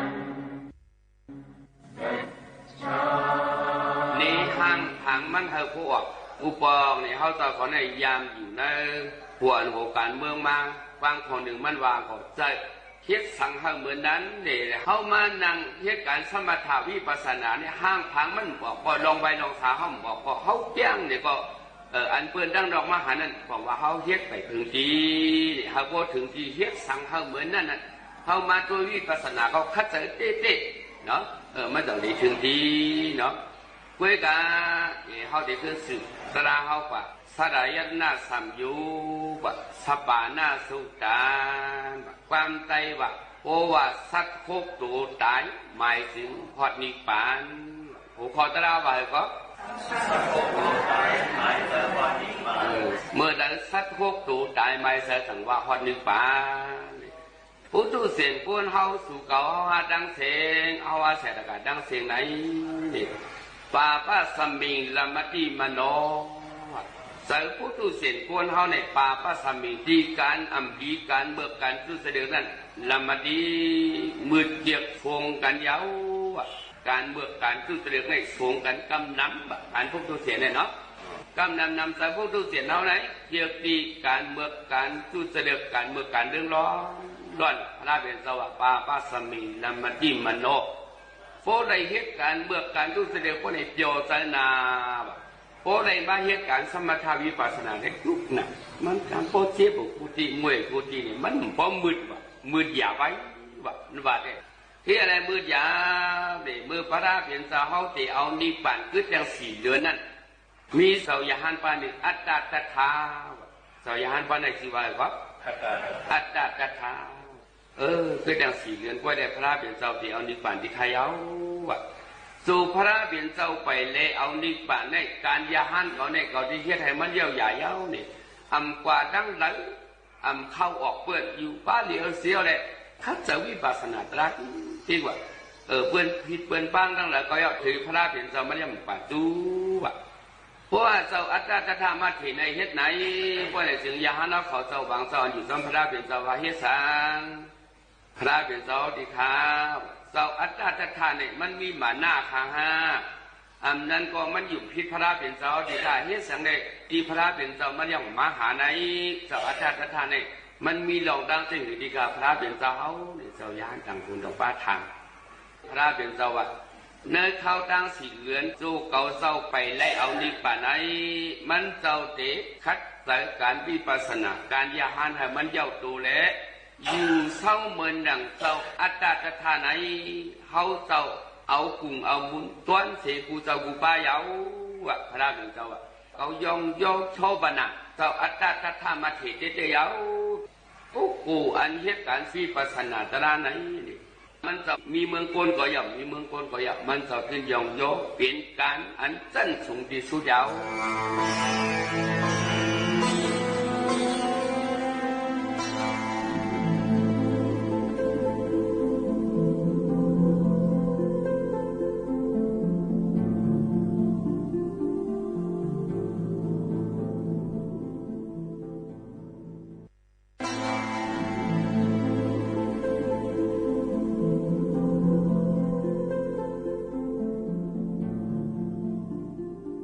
อิติปิโสภะคะวะตานะปาลามิสัมตานะอุปปาลามิสัมปันโนตานะปะละมัตถปาลามิสัมปันโนพุทโธเมตตาไมตรีกรุณามุทิตาอุเบกขาปาลามิสัมปันโนอิติปิโสภะคะวะศีลปาลามิสัมปันโนศีลอุปปาลามิสัมปันโนลาปาลามัทธปาลามิสัมปันโนพุทโธเมตตาไมตรีกรุณามุทิตาอุเบกขาปาลามิสัมปันโนอิติปิโสภะคะวะเนขมะปาลามิสัมปันโนเนขมะอุปปาลามิสัมปันโนเนขมะปรมัตถปาลามิสัมปันโน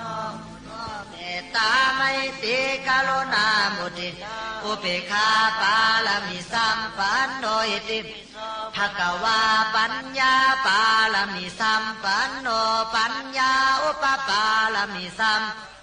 ปัญญาปาลมัตถปาลามิสัมปันโนพุทโธเมตตาไมตรีกรุณามุทิตาอุเบกขาปาลามิสัมปันโนอิติปิโสภะคะวะวิริยปาลามิสัมปัน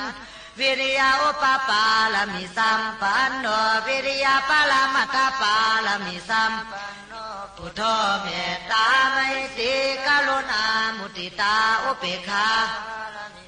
ปันโนอิติปิโสภะคะวะขันติปาลามิสัมปันโนขันติอุปปาลามิสัมปันโนขันติปรมัตถปาลามิสัมปันโนพุทโธเมตตาไมตรีกรุณามุทิตาปาลามิสัมปันโนอิติปิโสภะคะวะสัจจปาลามิสัมปันโนสัจจอุปปาลามิสัมปัน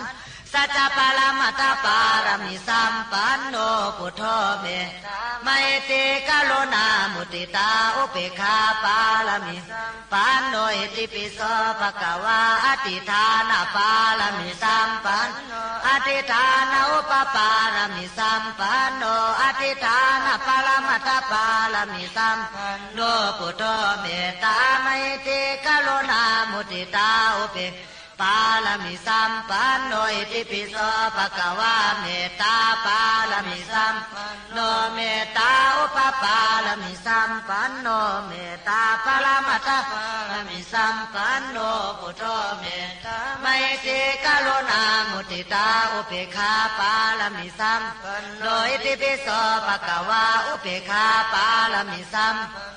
อุเบกขาอุปปาลามิสัมปันโนอุเบกขาปรมัตถปาลามิสัมปันโนพุทโธเมตตาไมตรีกรุณามุทิตาอุเบกขามิสัมปันโนอิติปิโสภะคะวะตัสสะปาลามิสัมปันโนตัสสะอุปปาลามิสัมปันตัสสะปรมัตถปาลามิสัมปันโนพุทโธเมตไมตรีกรุณามุทิตาอุเบกขาปาลามิสัมโนอิติปิโสภะคะวะสัมมาติงสาปาลามิสัมโนอิติปิโสภะคะวะทนะปริจากตานะปาลามิสัมโนอิติปิโสภะคะวะอังกปริจากตานะปาลามิสัมโนอิติปิโสภะคะวะชีวิตาปริจากตานะปาลามิสัมโนอิติปิโสภะคะวะพุทธาปริจากตานะปาลามิสัมโนอิติปิโสภะคะวะภริยาปริจากตานะปาลามิสัมโนอิติปิโสภะคะวะปัญจมหาปริจากตานะปาลามิสัมโนอิติปิโสภะคะวะพุทธาจาริยานะปาลามิสัม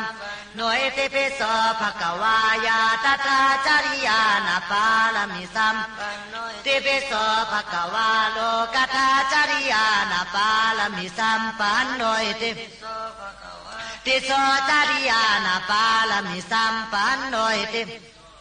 กายสุจาริตาสัมปันโนอิติปิโสภะคะวาวจีสุจาริตาสัมปันโนอิติปิโสภะคะวามโนสุจาริตาสัมปันโนอิติปิโสภะคะวาติวิทาสุจาริตาสัมปันโนอิติปิโสภะคะวาพุทโธอานันตาติคุณโนอิติปิโสภะคะวาอิติปิ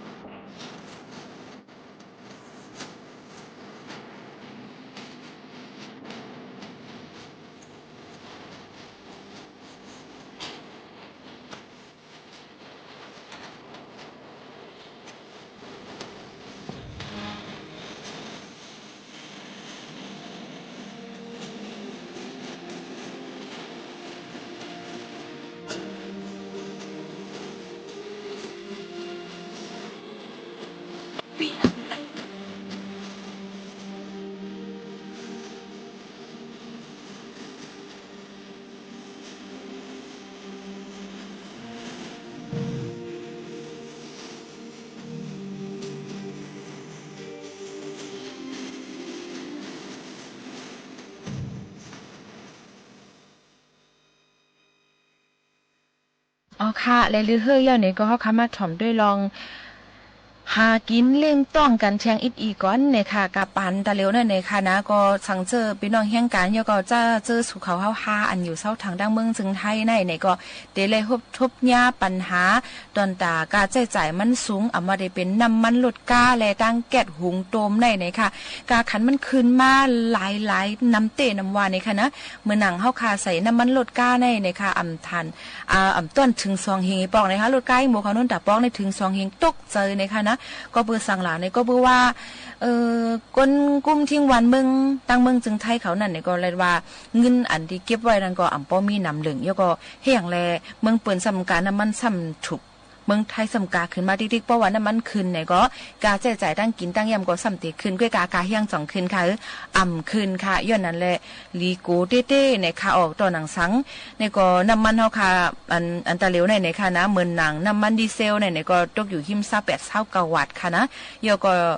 พรีเมียมในเตตกอยู่32วัตต์ปลายพุ่นค่ะนี่นะออโลลิโกเต้ในค่ะแล้วก็แก๊สโซฮอลเกาหาก็30ปลายเอาให้ไหนค่ะอ๋อย้อนนั้นในน้ำมันในขึ้นน้ำเตอมาเต้ๆวาในค่ะนะมันก็เตมีตีนึงได้ตีนึงก็เตอำป้อเหมือนกันนั่นค่ะนะตีหลายเสียงน้ำมันอันเปิ้นขายทั้งเมืองจึงไทยในค่ะนะย้อนนั้นแหละมันก็ว่าตีในกานาอำกว่าในก็กว่าที่ไรก็ไรก้อยกาวเป็นไว้ซึ่งหือก็ลีหนังหือมันป้อเตลดยอมลงมาอำนั้นก็เตเม็ดแป้งกาใช้จ่ายเอาค่ะนั่นในก็เตไรกว่าตั้งเดียวกันก็ใจลดกาล่ำเดียวกันย้อนกว่าจ้อมจ่องไรห้าให้ไหนเนาะยก็ซ้ำเทียงซึ่งหือคาหลาในเพราะว่าเดี๋ยวใจหุงกินย่ำในก็แก๊สในก็ถูกรีและเงื่องไว้อีกนึงในขณะมันนั้นก็สังว่ามาสอนตัวเย่าในก็มันถูกเลยเสียพื้นเสียฐานในก็ใจกว่าอะไรอยู่ใกล้ๆมันจะหือมันเป็นรองการจ่ายยก็เสียงตั้งขายเขาก็ป้องกันนำค่ะว่าเด็กขายเมื่อเขาขายหวาน30วัตต์25วัตต์ใกล้ๆแก๊สก็ขึ้นมา1ถังใน4ปากปลายเอาเนี่ยค่ะเนาะยก็มันก็ขึ้นกลางก่อมไล่ให้ซึ่งหนังในข่าวก็มันเป็นรองตั้งอยากคานใจตอนดักข่าววันก้นมึงเตวาเนี่ยค่ะอำหัวที่เป็นซึ่งคือกว่าแทงในก็เราเลยหมอแป้งกินแป้งจ่ายกันเนี่ยก็หมอจ่ายกันกุ้ยเอาในค่ะนะแต่เหลียวในพอเลยก็ข้างในค่ะกว่าทั้งในก็ข้างเนี่ยก็ข้างไหนข้างว่าคือล่ะในกาแก๊สก็กาน่ะน้ำมันลดกาก็ขึ้นมาติ๊กอันนั้นกาเฮียงก็ซ้ำย้อมมาเข้าในถังในอย่างก็ในหยวงเขาก็ตีมดเย้าให้ไหนค่ะเนาะก็ตีเป็นไว้ลองป้องกันซึ่งไหนในค่ะย้อนนั่นแหละเมื่อปานหลาย10 ปีปนมาใน 10,000เนี่ยก็เลยจ่ายตั้งหึงค่ะแต่แล้ว 10,000เนี่ยก้ำอ่อนก้อยขนาด1 แสนก็ก้ำอ่อนก้อยย้อนนั้นเฮาถูกเร็วๆอ่อนกันหมอแมทแป้งกินแป้งจ่ายกันยาก็หมอจ่ายให้มันพอมีพรดียาก็ให้มันมีกาขันตอนตาเฮาค่ะเก็บไว้ตอนตาจ่ายในยามอันเนาะค่ะอยู่อำนี้กินอำหวานจ้อมในก็เป็นแทงนึงอันเอามาฝากตอนถึงพี่น้องเขาค่ะอ๋อค่ะข้าย้ำจำมุดจำเสียงคณะเตย้อนผัดยันปอแม่ปีน้องๆเขาเมื่อกว่าก่อนค่ะนะจะเจอปอแม่ปีน้องเขาอันทรงถ่อมตั้งห้องปล่อยเสียงเฮาค่ะเอามาเดี๋ยวถ่อมตั้งเลยถ่อมตั้งออมล้ม AM 1476 kHz ถ่อมตั้งเว็บไซต์เฮาค่ะ legendtree.prd.go.th ถ่อมตั้งแฟนเพจ Facebook เฮาค่ะที่สวทเก้งใหม่ AM 1476 kHz กอลีย้อนให้พี่น้องเขามีเสียงตุ้มย้อนปันกันเข้ามาปันตั้งหันถึงกันไล่นะคะย่อก็อย่าลืมค่ะอำว่าได้เป็นแล้วสังว่าพี่น้องเขามีเจออันใครเฮ็ดใครสร้างอยู่นั่นในอันขั้นอย่าไปจ้อมใจเฮ็ดจ้อมตั้งใครเลยใครเปลี่ยนตนดับพี่น้องเขานั่นเสคึงปองให้สร้างให้รีเซออนต้อนเสเก่ากันในย้อนสู้ตึงเก่าปันอยู่ค่ะตอนแต่วันมื้อในข้าวย่าหมดเสียงเหี่ยวค่ะผาดยันมื้อก่อนย้อนสู้ปันผาดยันมื้อก่อนจังขึ้นทบจ้อมกันแทงในข้าวข้าวโมข้าวนุ่นห้องปล่อยเสียงสวทเก้งใหม่ AM 1476 kHz ในค่ะม่อนๆค่ะมื้อสูงค่ะ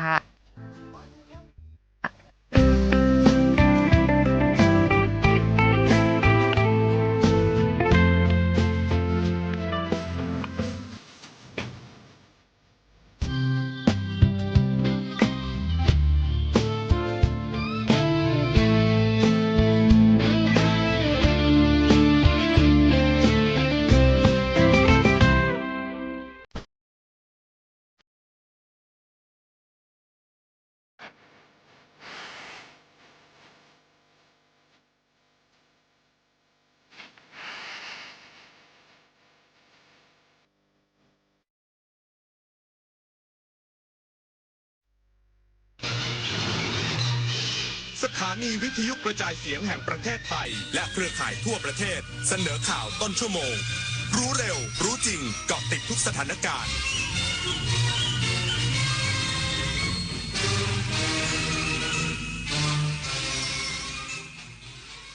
รับฟังข่าวต้นชั่วโมง 23 นาฬิกากับชโลธรจัญญาครับจังหวัดนราธิวาสเร่งดับไฟป่าพลุบาเจาะต่อเนื่องหลังพบมีความร้อนใต้พื้นดินอีกสักครู่กลับมาติดตามรายละเอียดครับ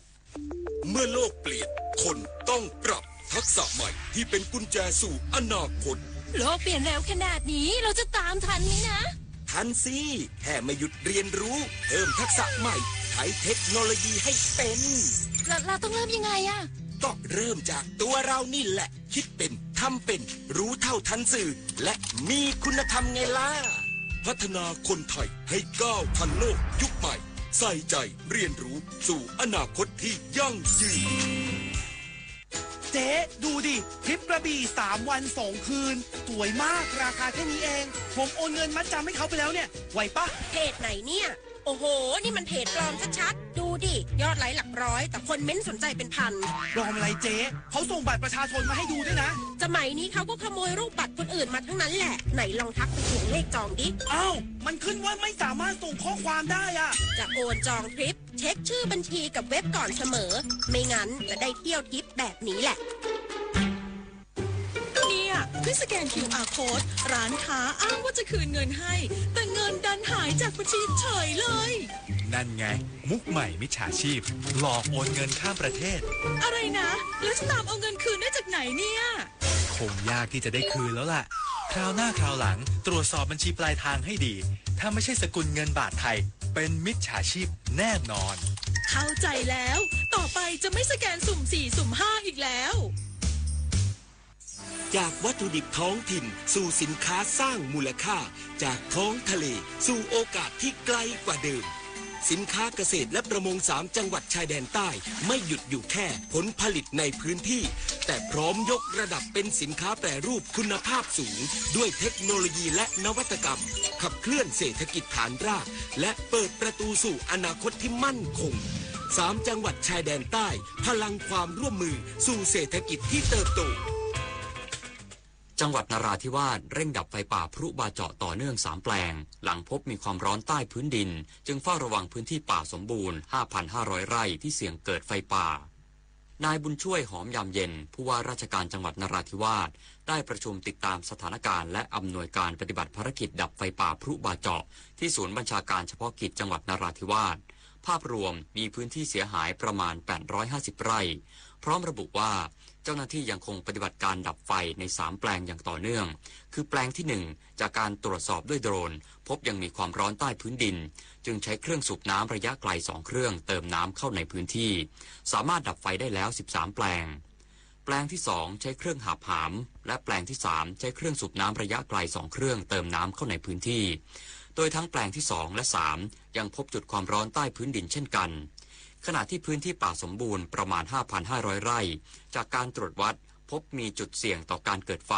เนื่องจากความชื้นใต้พื้นดินลึกเกิน50เซนติเมตรจึงเตรียมนำเครื่องสูบน้ำระยะไกลจากอำเภอสุไหงปาดี1เครื่องเข้ามาเติมน้ำเพิ่มความชื้นในพื้นที่เพื่อป้องกันการเกิดไฟป่าพลุเนื่องจากหากเกิดไฟจะดับได้ยากทั้งนี้จากสถานการณ์และการเฝ้าระวังพื้นที่ป่าสมบูรณ์ยังต้องอาศัยฝนตกชุกหากเกิดฝนทิ้งช่วงไปจนถึงเดือนตุลาคมนี้จำเป็นต้องเฝ้าระวังต่อเนื่องจนถึงเดือนตุลาคมประเทศไทยเร่งผลักดันอุทยานธรณีขอนแก่นและอุทยานธรณีอุบลราชธานีสู่การเป็นอุทยานธรณีโลกแห่งใหม่ของไทยพร้อมเสนอวัดพระมหาธาตุวรมหาวิหารขึ้นทะเบียนเป็นมรดกโลกในปีนี้นายสุชาติชมกลิ่นรัฐมนตรีว่าการกระทรวงทรัพยากรธรรมชาติและสิ่งแวดล้อมกล่าวว่าได้หารือกับองค์การยูเนสโกเกี่ยวกับความร่วมมือสำคัญใน4ด้านได้แก่มรดกโลกโครงการมนุษย์และชีวมณฑลอุทยานธรณีโลกและความร่วมมือด้านวิทยาศาสตร์ทางทะเลภายใต้กรอบ IOC Westpac รวมถึงการบริหารจัดการมหาสมุทรความหลากหลายทางชีวภาพและการประเมินผลกระทบต่อแหล่งมรดกโลกซึ่งประเทศไทยได้เน้นย้ำความพร้อมการขับเคลื่อนความร่วมมือด้านทะเลในระดับภูมิภาคทั้งด้านการวิจัยการใช้เทคโนโลยีประเมินความหลากหลายทางชีวภาพทางทะเลการรับมือภัยพิบัติทางทะเลการปรับตัวต่อการเปลี่ยนแปลงสภาพภูมิอากาศโดยประเทศไทยยังขอรับการสนับสนุนจากยูเนสโกในการยกระดับอุทยานธรณีของประเทศสู่มาตรฐานสากลพร้อมผลักดันอุทยานธรณีขอนแก่นและอุทยานธรณีอุบลราชธานีสู่การเป็นอุทยานธรณีโลกแห่งใหม่ของไทย รวมทั้งยังเดินหน้าผลักดันแหล่งมรดกโลกแห่งใหม่ต่อเนื่องโดยปีนี้ไทยเตรียมเสนอวัดพระมหาธาตุวรมหาวิหารขึ้นทะเบียนเป็นมรดกโลกในการประชุมคณะกรรมการมรดกโลกสมัยสามัญครั้งที่48ณสาธารณรัฐเกาหลีขณะที่อนุสรณ์สถานแหล่งต่างๆและภูมิทัศน์วัฒนธรรมของเชียงใหม่นครหลวงล้านนาจะเข้าสู่กระบวนการประเมินทางเทคนิคเพื่อเสนอพิจารณาในปี 2570 ปิยาพันธ์ยังเทียนรายงานกรมศิลปากรเตรียมขุดค้นบูรณะปราสาทคณาโบราณสถานพันปีชายแดนไทยกัมพูชาหลังขึ้นทะเบียนเป็นโบราณสถานของชาติอย่างเป็นทางการนายสมเด็จลีลามโนธรรมนักโบราณคดีชำนาญการพิเศษผู้อำนวยการกลุ่มโบราณคดีรักษาราชการแทนผู้อำนวยการสำนักศิลปากรที่10นครราชสีมาเปิดเผยว่าสำนักศิลปากรที่10ได้เข้าสำรวจปราสาทคณาหรือปราสาทหนองคณาบริเวณแนวชายแดนไทยกัมพูชาหลังได้รับแจ้งจากกองร้อยตำรวจตระเวนชายแดนเมื่อปีพุทธศักราช 2544 พบว่าโบราณสถานสำคัญอยู่กลางป่าทึบจากการสำรวจร่องรอยกำแพงและสิ่งก่อสร้างที่ก่อด้วยอิฐสันนิษฐานว่าเป็นศาสนสถานในศาสนาพราหมณ์ฮินดูเนื่องจากพบฐานรูปเคารพโดยกำหนดอายุได้อยู่ในช่วงพุทธศตวรรษที่ 15 ถึง 16 หรือราว 1,000 ถึง 1,100 ปีมาแล้วนายสมเด็จกล่าวว่าในอดีตพื้นที่ดังกล่าวเข้าถึงได้ยากและเคยเป็นพื้นที่ปะทะทางทหารแต่ภายหลังฝ่ายไทยเข้าควบคุมและเคลียร์พื้นที่ทำให้สามารถดำเนินการสำรวจทางโบราณคดีได้อย่างชัดเจนพร้อมยืนยันว่าพื้นที่ตั้งโบราณสถานอยู่ในเขตประเทศไทยกฤษดาสุนทรสวทสุรินทร์รายงานน้ำมันทุกหยดมีค่ารู้ใช้รู้รักษาวันข้างหน้าไม่ขาดแคลนจบข่าวชโลธรจัญญาอ่านรับฟังข่าวครั้งต่อไปเวลา 6 นาฬิกาครับติดตามข่าวที่นำเสนอไปแล้วได้ที่ www.thainews.prd.go.th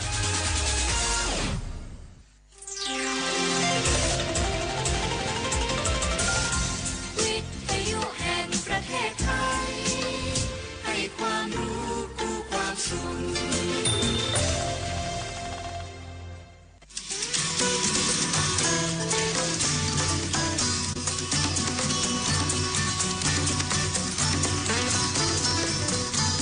บนเส้นทางของถนนสายนี้เรามีบทเพลงเพื่อชีวิตดนตรีกวีศิลปะวัฒนธรรมวรรณกรรมมาฝากคุณทุกวันเสาร์และอาทิตย์กับเราที่นี่ถนนดนตรี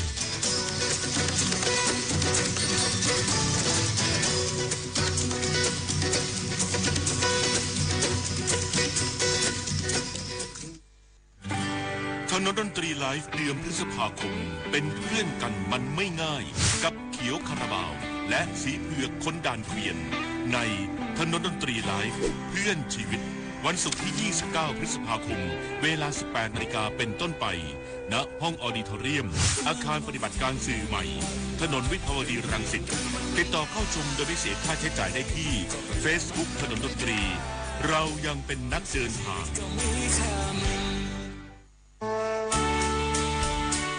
วันนี้ต้องขอบคุณทุกอย่างที่คุณพินโยพูดมานะครับและโดยเฉพาะคุณพินโยก็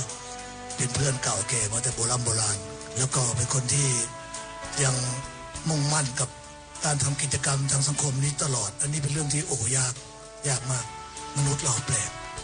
หมกมุ่นทำมาหากินทำงานเช้ากลางวันเย็นค่ำกินน้อยประหยัดทำงานก้มหน้าก้มตาไม่ห่วงชีวิตไม่ห่วงร่างกายจนได้เงินได้ทองมาเยอะแล้วสักวันหนึ่งป่วยพอป่วยก็เอาเงินที่หามาได้นะทุกบาททุกสตางค์ทรัพย์สินที่หามาได้ทุ่มเทให้การรักษาตัวเองเพื่อกลับมาเป็นเหมือนเดิมผมเองก็ไม่พ้นจากตรงนั้นสุดท้ายก็ต้องร้องเพลงวันนี้ขออนุญาตให้ทุกท่านมีความสุขนะครับไม่ต้องเครียดกับมันไม่ต้องมีอะไรกับมันร้องเพลงได้บ้างไม่ได้บ้างมันจะร้องไปหยุดแคะฟันบ้างกระช่างมันไม่ต้องไปเครียดกับมันป่ารานผูกพังร่างดังดินดอนนอนล้มทั่วหลับตานิจจาหาท่าลาก่อนเรือนร่างไม่พึงสังวรแม่สอนให้ทดแทนคุณ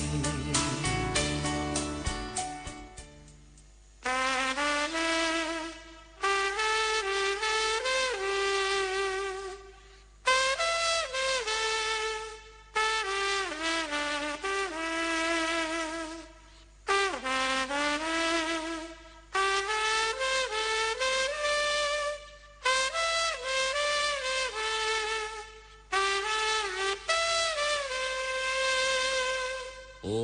ชดำเนินถนนแห่งวีรชนสวรรค์เบื้องบนรู้ดีเราสู้เพื่อใครเพื่อประชาชนเพื่อชาติประชาธิปไตยแผ่นดินอยู่รอดปลอดภัยเพราะเราคนไทยไม่เห็นแก่ตัวโอราชดำเนินทอดยาวเรื่องราวต่อสู้ทุกคนได้รู้ยามสู้คนไทยไม่กลัวไต่รงสะบาดโบกผัดในคืนสลัวแม้ปืนเจ้ายิงที่รัวระงมไปทั่วท้องราชดำเนินก้าวเดินต่อไปข้างหน้าแด่มวลประชาผู้กล้าท้าพาเด็ดการราชเป็นชาติพลีชีพนี้ชั่วกาลนานอยู่กับลูกกับหลานอยู่กลางใจพานประชาธิปไตย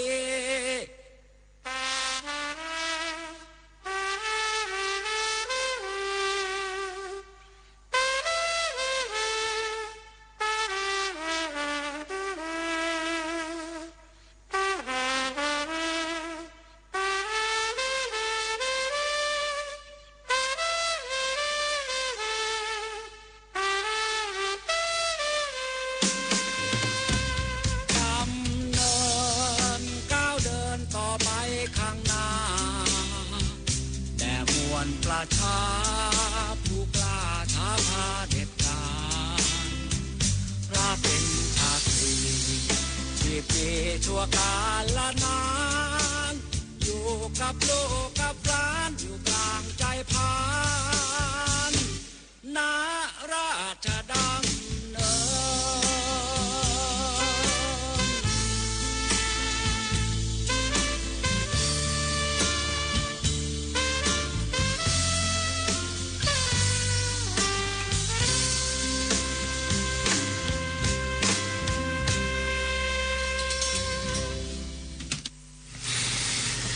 จัดให้แล้วตามที่ขอมาในไลน์ของถนนดนตรีในคืนวันนี้นะครับก็ที่อยากฟังเสียงเป่าแทมเป็ตในเพลงนี้นะครับเพลงราชดำเนินก็อีกหลายเพลงนะฮะแต่ว่าผมก็อาจจะลืมไปกันบ้างนะครับอ๋อคุณจอกประสันบอกโอ้ของนางหงาเสร็จแล้วส่งคาราบาวมาได้เลยโอ้ยใจเย็นยังเดี๋ยวพอเวลาลักลุงสมัยเขาจะบ่นเอาว่ารีบไปไหนต้องท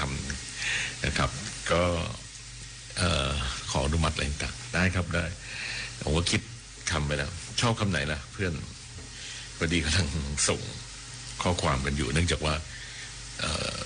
ลูกของเพื่อนที่ตอนเล็กๆเราก็เรียกว่าลูกผมก็เหมือนกันนะครับก็คือตอนเล็กๆเขาก็ได้เล่นกับอาจ็อกนี่แหละครับอาจ็อกนี่เขาชอบเล่นอะไรที่แบบเป็นงานศิลปะแล้วก็เล่นอะไรที่เด็กๆติดกันงอมแงมนะครับตั้งแต่ลูกนวีน้องม่อนน้องใหม่แล้วนะครับแล้วก็มาถึงลูกผมลูกสาวผมเนี่ยนะครับก็ตอนนั้นเล่นตุ๊กตาบาร์บี้ที่คอนเสิร์ตที่เขาใหญ่ก็จ็อกนี่ก็เล่นเป็นที่ชื่นชอบของเด็กๆเราเด็กเก่งนะครับแล้วก็ลูกสาวของเพื่อนที่เป็นเพื่อนสนิทของเพื่อนจ็อกเนี่ยนะครับที่เรียนทางช่างศิลป์ด้วยกันเนี่ยก็ประกวดได้เป็นมิสยูนิเวอร์สระบุรีตอนเล็กเขาจะมีรอยปานอยู่ที่แก้มที่หน้าอยู่ตอนโตนี้ก็ยังมีอยู่นะครับแต่ผมไม่ทราบมานานเลยว่าน้องหลานนี่ไปประกวดอะไรได้มาตั้งหลายรางวัลแล้วก็ชื่อพัดนะครับพลอยประพัฒน์อุดมเลิศพิทักษ์ก็เป็นเพื่อนของเพื่อนกันแล้วก็คุณอุ๋ยเนี่ยก็จะเป็นคนที่ทำงานด้านเสื้อนะครับเสื้อยืดที่คุณที่แจกกันอยู่กับถนนดนตรีนี่แหละครับเพราะว่าเสื้อคุณภาพดีแล้วก็ราคาถูกนะครับ แล้วก็เราก็ให้เพื่อนได้ช่วยกันอุดหนุนกันนะครับก็ออกแบบตั้งแต่สมัยที่ทำเขาใหญ่ด้วยกันนะครับแล้วตอนที่ไปเขาใหญ่เนี่ยเขาก็กระเตงลูกคนนี้ไปด้วยนะครับลูกคนนี้ก็ช่วยกันเลี้ยงกันนะฮะเจ้าเขาก็เลี้ยงในช่วงวันที่เขาพ่อแม่เขาต้องไปทำมาหากินกันที่จตุจักรขายของกันเอางานศิลปะไปขายกันก็เป็นคนออกแบบเรื่องเสื้อสกรีนเสื้อเก่งนะครับตั้งแต่สมัยที่เราเจอกันแรกๆกันแล้วนะครับแล้วก็ลูกสาวก็ประกวดมิสยูนิเวอร์สที่สระบุรีก็ให้กำลังใจกันนะฮะก็ให้คะแนนอะไรต่างๆก็ช่วยกันเชียร์น้องก็ด้วยกันแล้วกันนะครับผมก็ส่งไปให้ดูก็เป็นเพื่อนกันมันไม่ง่ายนะครับอย่างที่ว่านะฮะเวลาที่เราได้คิดคำแล้วโดนใจต่างๆนี่ก็เป็นคำที่ผมก็คิดถึงขึ้นนั่งคิดนั่งเขียนเรื่อยๆนะฮะก็นี่แหละครับตามภาษาชินหมูนั่งแกะนั่งเกาอะไรไปเรื่อยนะครับไม่ต้องไปคิดอะไรมากนะจะร้องได้ไม่ได้จังนั่งฟันแคะฟันไปเรื่อยนะครับก็กลับมาในชั่วโมงสุดท้ายนะครับของถนนดนตรีผมไปอยู่รุ่งสมัยนะครับพร้อมด้วยคุณบุญประกอบอบกลิ่นควบคุมเสียงในคืนวันนี้นะครับ0816346452หมายเลขโทรศัพท์ของถนนดนตรี0816346452นะครับก็ให้นั่งดูข่าวของคนที่สูญเสียนั้นน่าเสียดายนะมีน้องคนนึงที่เรียนมหิดลแล้วจบพอนำเรียนมาแบบโหเก่งด้วยนะครับพอสูญเสียไปกับเรื่องของสิ่งที่เราบอกว่ามันไม่น่าจะเกิดกันตลอดเนี่ยแล้วทำไมเราทำให้มันไม่เกิดไม่ได้เหรอนะครับทำให้มันไม่เกิดไม่ได้เหรอแล้วไม่น่าจะเกิดกันอยู่อย่างเงี้ยนะครับมันโทษอะไรกันได้ก็ตามทีนี่นะครับแต่มันก็มีให้เกิดอยู่เสมอนะฮะก่อนรถไฟก็เข้าไปชนในหัวลำโพงก็เคยมีแล้วคนก็ขาขาดก็มี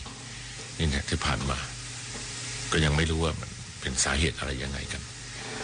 นะครับก็ต้องดูแลกับชีวิตของทุกคนกันนะฮะว่าทุกชีวิตต้องดูแลกันเองนะครับตามสภาพของบ้านเมืองของเราเพลงเงาจันทร์พี่เขียวคาราบาวนะครับแล้ววันที่29นี้มาพบกันพูดถึงเรื่องของการจะเกิดและไม่เกิดทุกครั้งเนี่ยที่เราจัดถนนดนตรีคุณเชื่อไหมครับว่าผมเนี่ยมะเร็งจะกินค่ามะเร็งผมนี่ขึ้นมาเรื่อยอยู่เลยเวลาที่ผมเป็นต่อมลูกหมากเนี่ยนะครับก็เครียดว่าผมจะกลัวไปหมดกังวลเรื่องสถานที่ว่าถ้าเวลาคนเยอะๆอย่างเช่นที่ตอนดูคาราบาวน้ำหมูพงเทพอะไรเนี่ยนะครับก็จะคอยดูทุกจุดกับคุณมนตรีกับทีมงานบรรลัยกันช่างเนี่ยแหละครับว่า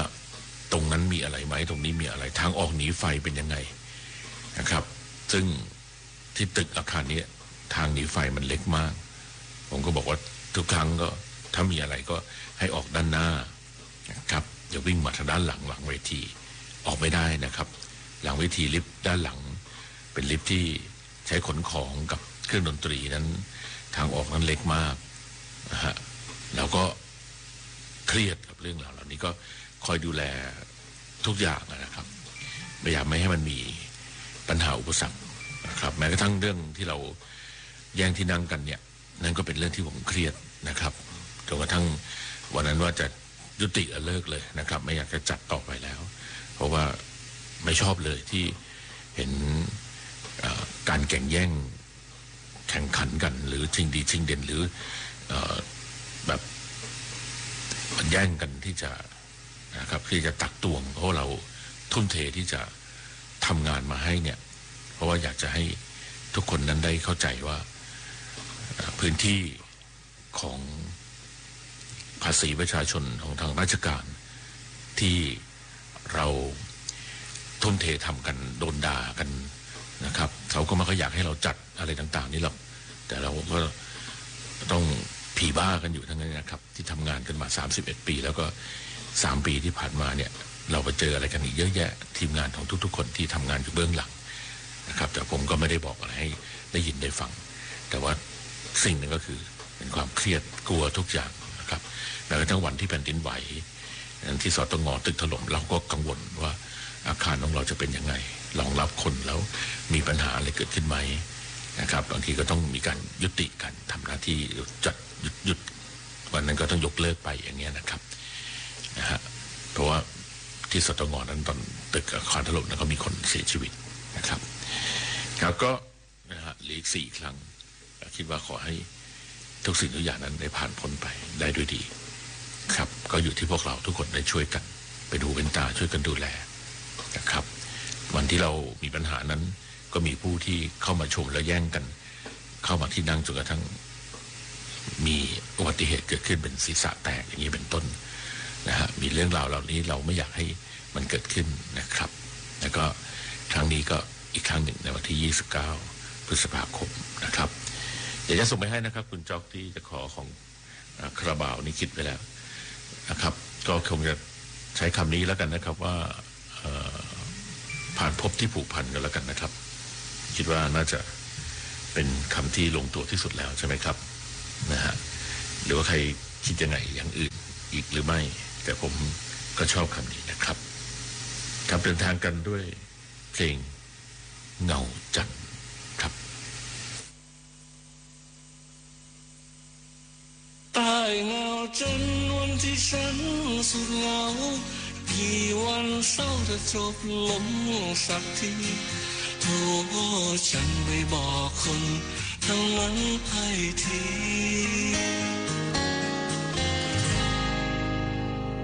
ไกลกันอยู่คนละโค้งฟ้ายามนิทรายังอุตส่าห์ฝันถึงครึ่งชีวิตนี้ยังอุทิศให้เธอไม่เคยจะคิดไปเกินหนึ่งพยายามจะคมตานอนใจพร่ำวอนมันมีแต่ความคิดถึงจิตตรึงซึ้งถึงเธอไม่ไหวยังรักเธอไม่คล้ายนับวันลาจากกันมาค่ำคืนใดที่พระจันทร์ส่องฟ้าเห็นดวงดาราหยอกเย้าก้อนเมฆอยากเสกหัวใจให้ลอยไปหาเธอแต่ก็ทำได้แค่เพ้อรำพันใต้เงาฉันยังมีฉันนั่งมองทุกห่วงห้องยังเป็นเธอเสมอคิดถึงแล้วคิดถึงอีกก็ยังไม่เจอเงาเธอไม่มีใต้เงาฉันวันที่ฉันสุดเหงากี่วันเศร้าแต่จบลงสักทีโทรฉันไปบอกคนทั้งนั้นให้ทีว่ามีคนคิดถึงไกลกันอยู่คนละโค้งฟ้ายามนิทรายังอุตส่าห์ฝันถึงครึ่งชีวิตนี้ยังอุทิศให้เธอไม่เคยจะคิดไปเกินหนึ่งพยายามจะข่มตานอนใจพร่ำมอนมันมีแต่ความคิดถึงติดตรึงซึ้งถึงเธอไม่ไหวยังรักเธอไม่คล้ายนับวันลาจากโอ้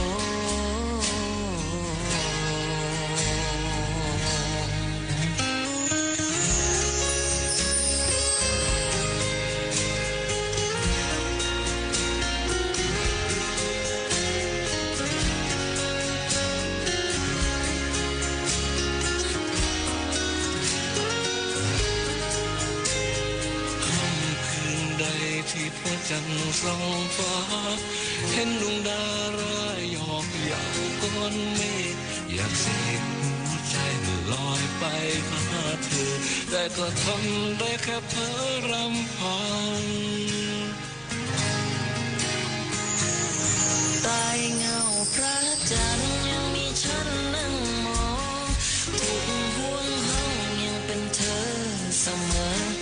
คิดถึงแล้วคิดถึงอีกก็ยังไม่เจอเงาเธอไม่มีใต้เงาจันทร์วันที่ฉันสุดเหงากี่วันเศร้าจะจบลงสักที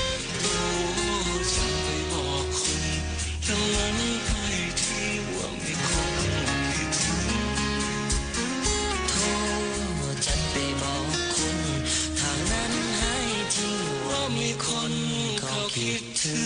ง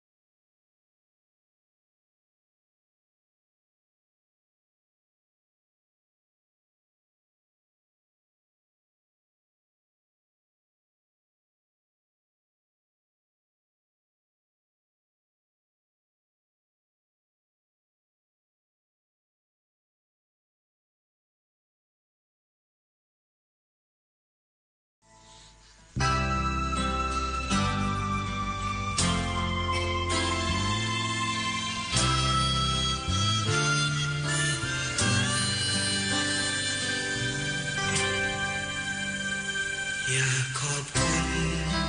ที่โลกยังหมุนอยู่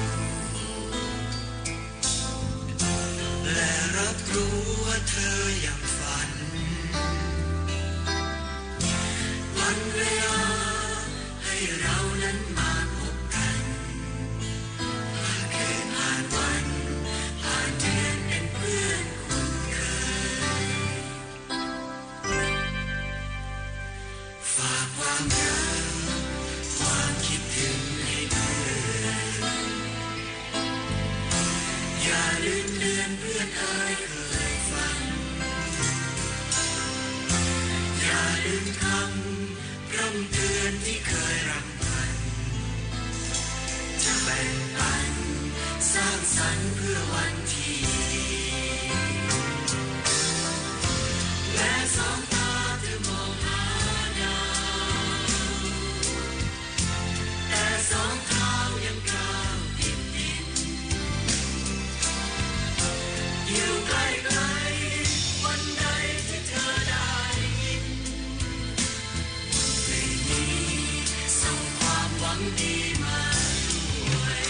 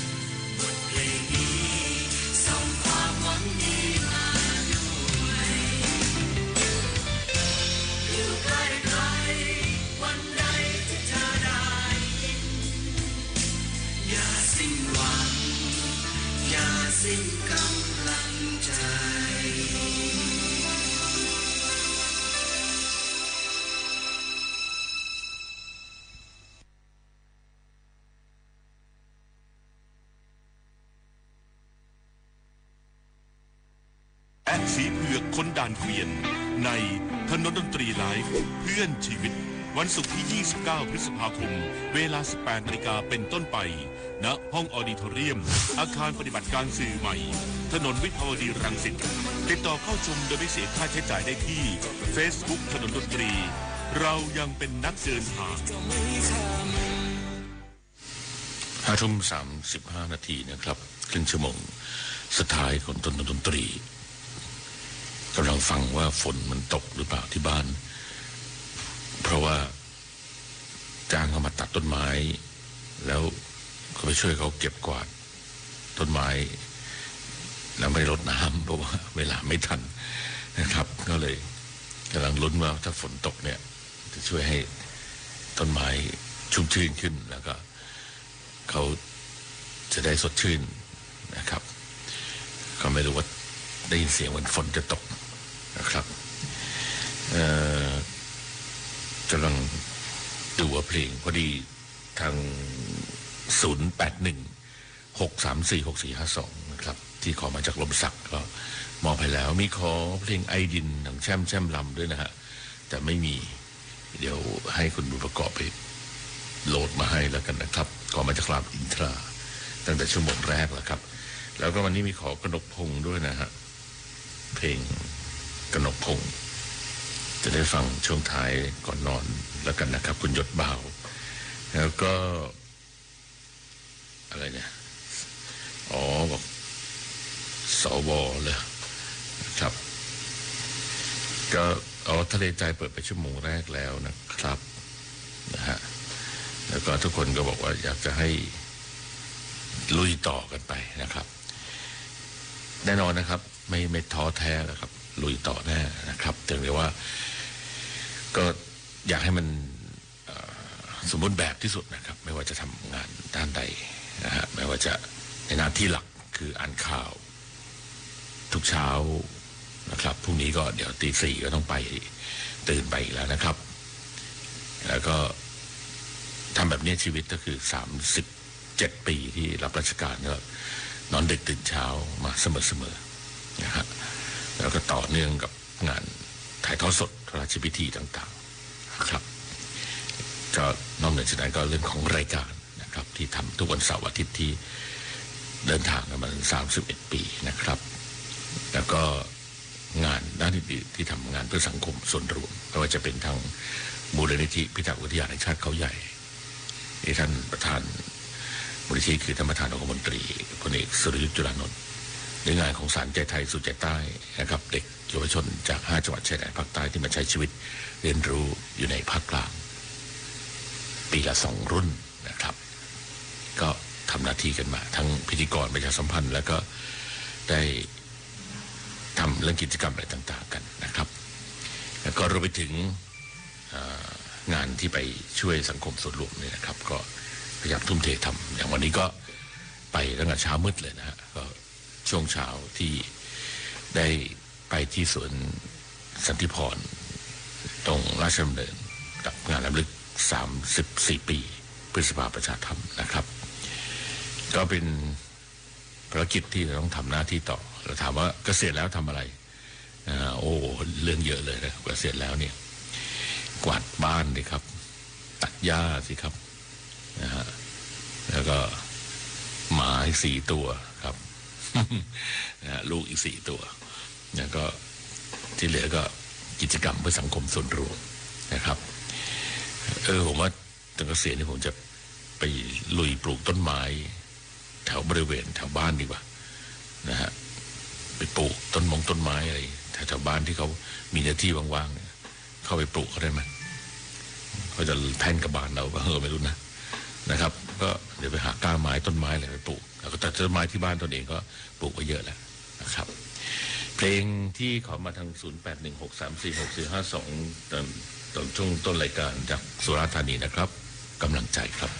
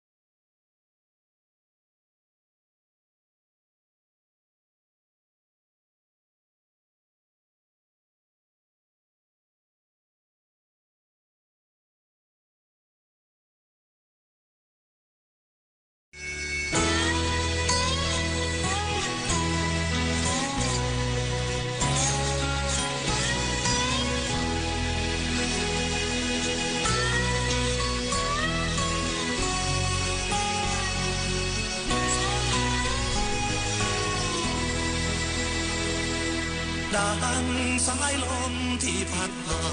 นลานป่าพาใบไม้พลัดทิ้งดังสายน้ำที่ไหลรินพัดพานำดวงใจฉันมาใกล้เธอความหวังดีที่เธอให้สังคมฉันชื่นชมเธอเสมอเพื่อพี่น้องผู้ที่ยากไร้รวมดวงใจของเราฝันฝ่า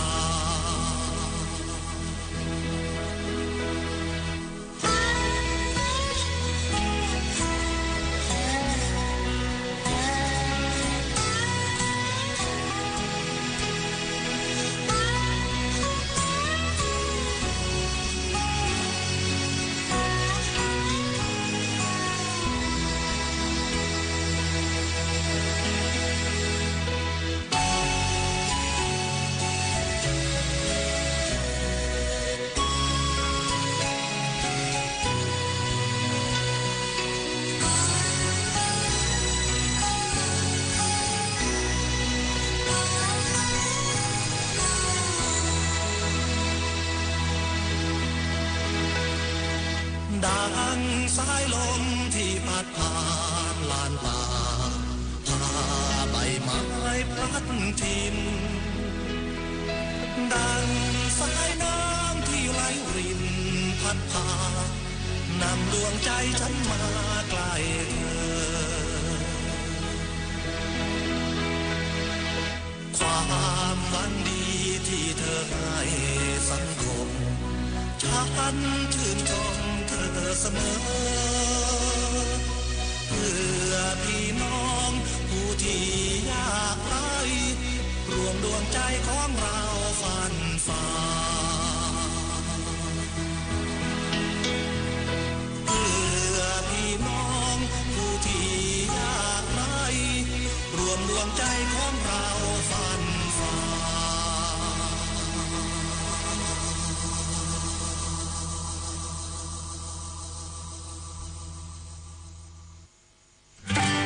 ถนนดนตรีไลฟ์เดือนพฤษภาคมเป็นเพื่อนกันมันไม่ง่ายกับเขียวคาราบาวและสีเผือกคนด่านเกวียนในถนนดนตรีไลฟ์เพื่อนชีวิตวันศุกร์ที่ 29 พฤษภาคมเวลา 18 นาฬิกาเป็นต้นไปณห้องออดิทอเรียมอาคารปฏิบัติการสื่อใหม่ถนนวิภาวดีรังสิตติดต่อเข้าชมโดยไม่เสียค่าใช้จ่ายได้ที่ Facebook ถนนดนตรีเรายังเป็นนักเดินทาง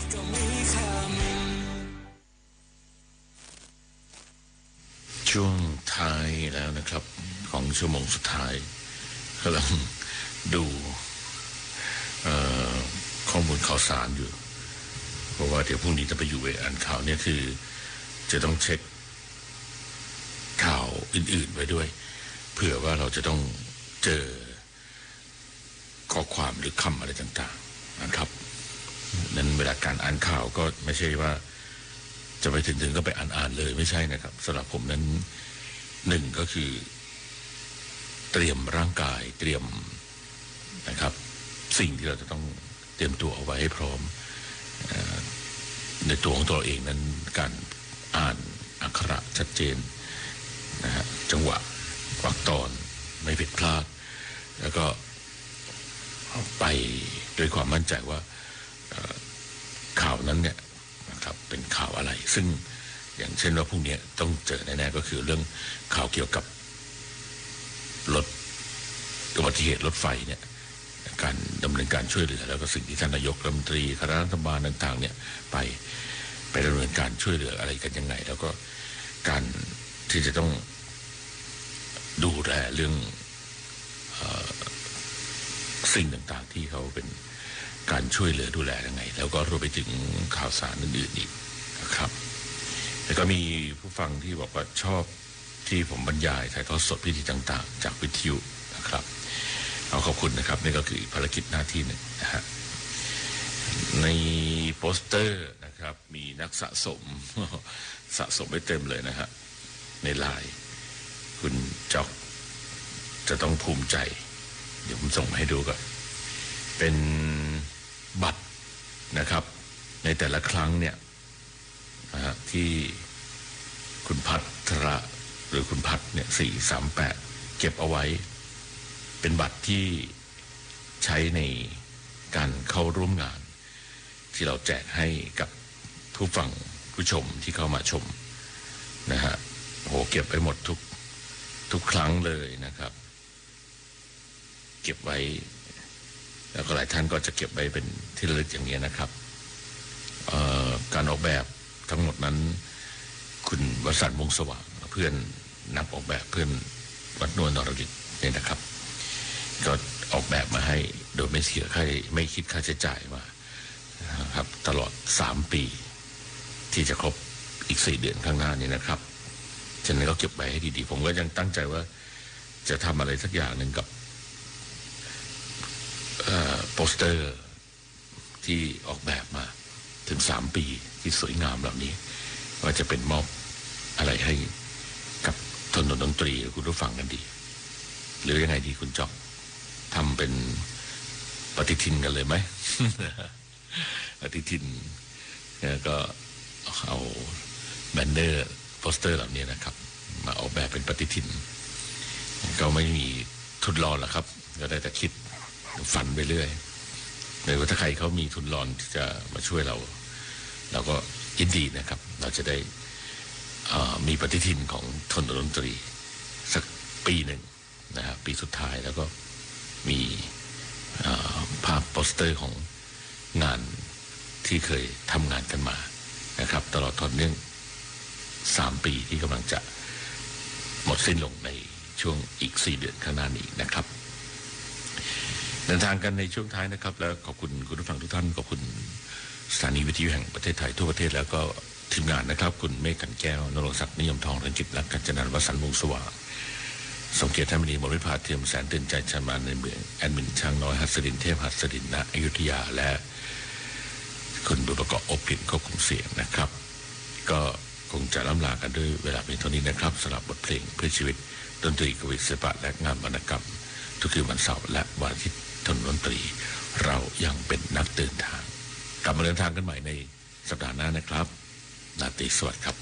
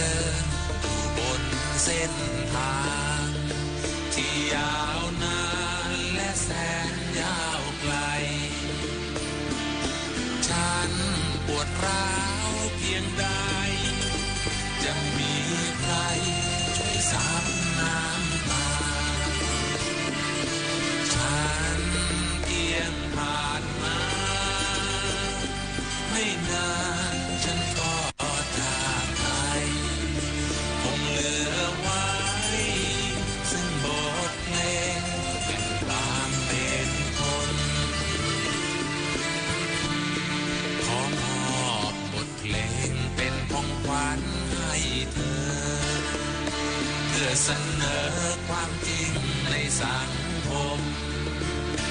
ในโลกแห่งความโสมมอย่าทรมจงสู้ต่อไป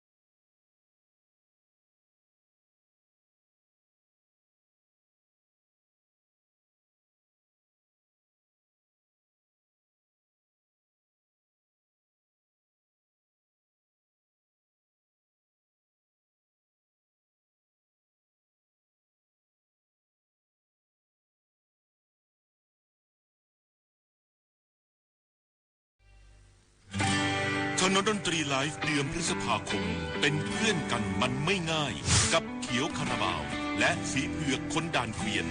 ในถนนดนตรีไลฟ์เพื่อนชีวิตวันศุกร์ที่ 29 พฤษภาคมเวลา 18 นาฬิกาเป็นต้นไปณห้องออดิทอเรียมอาคารปฏิบัติการสื่อใหม่ถนนวิภาวดีรังสิตติดต่อเข้าชมโดยไม่เสียค่าใช้จ่ายได้ที่ Facebook ถนนดนตรีเรายังเป็นนักเดินทาง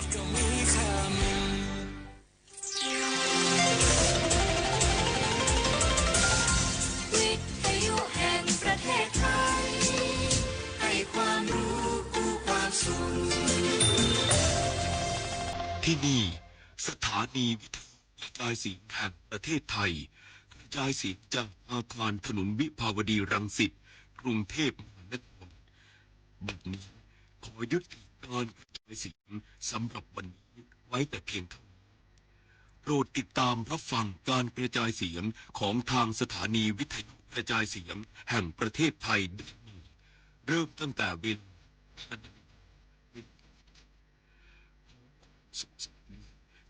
แต่ท่านราตรี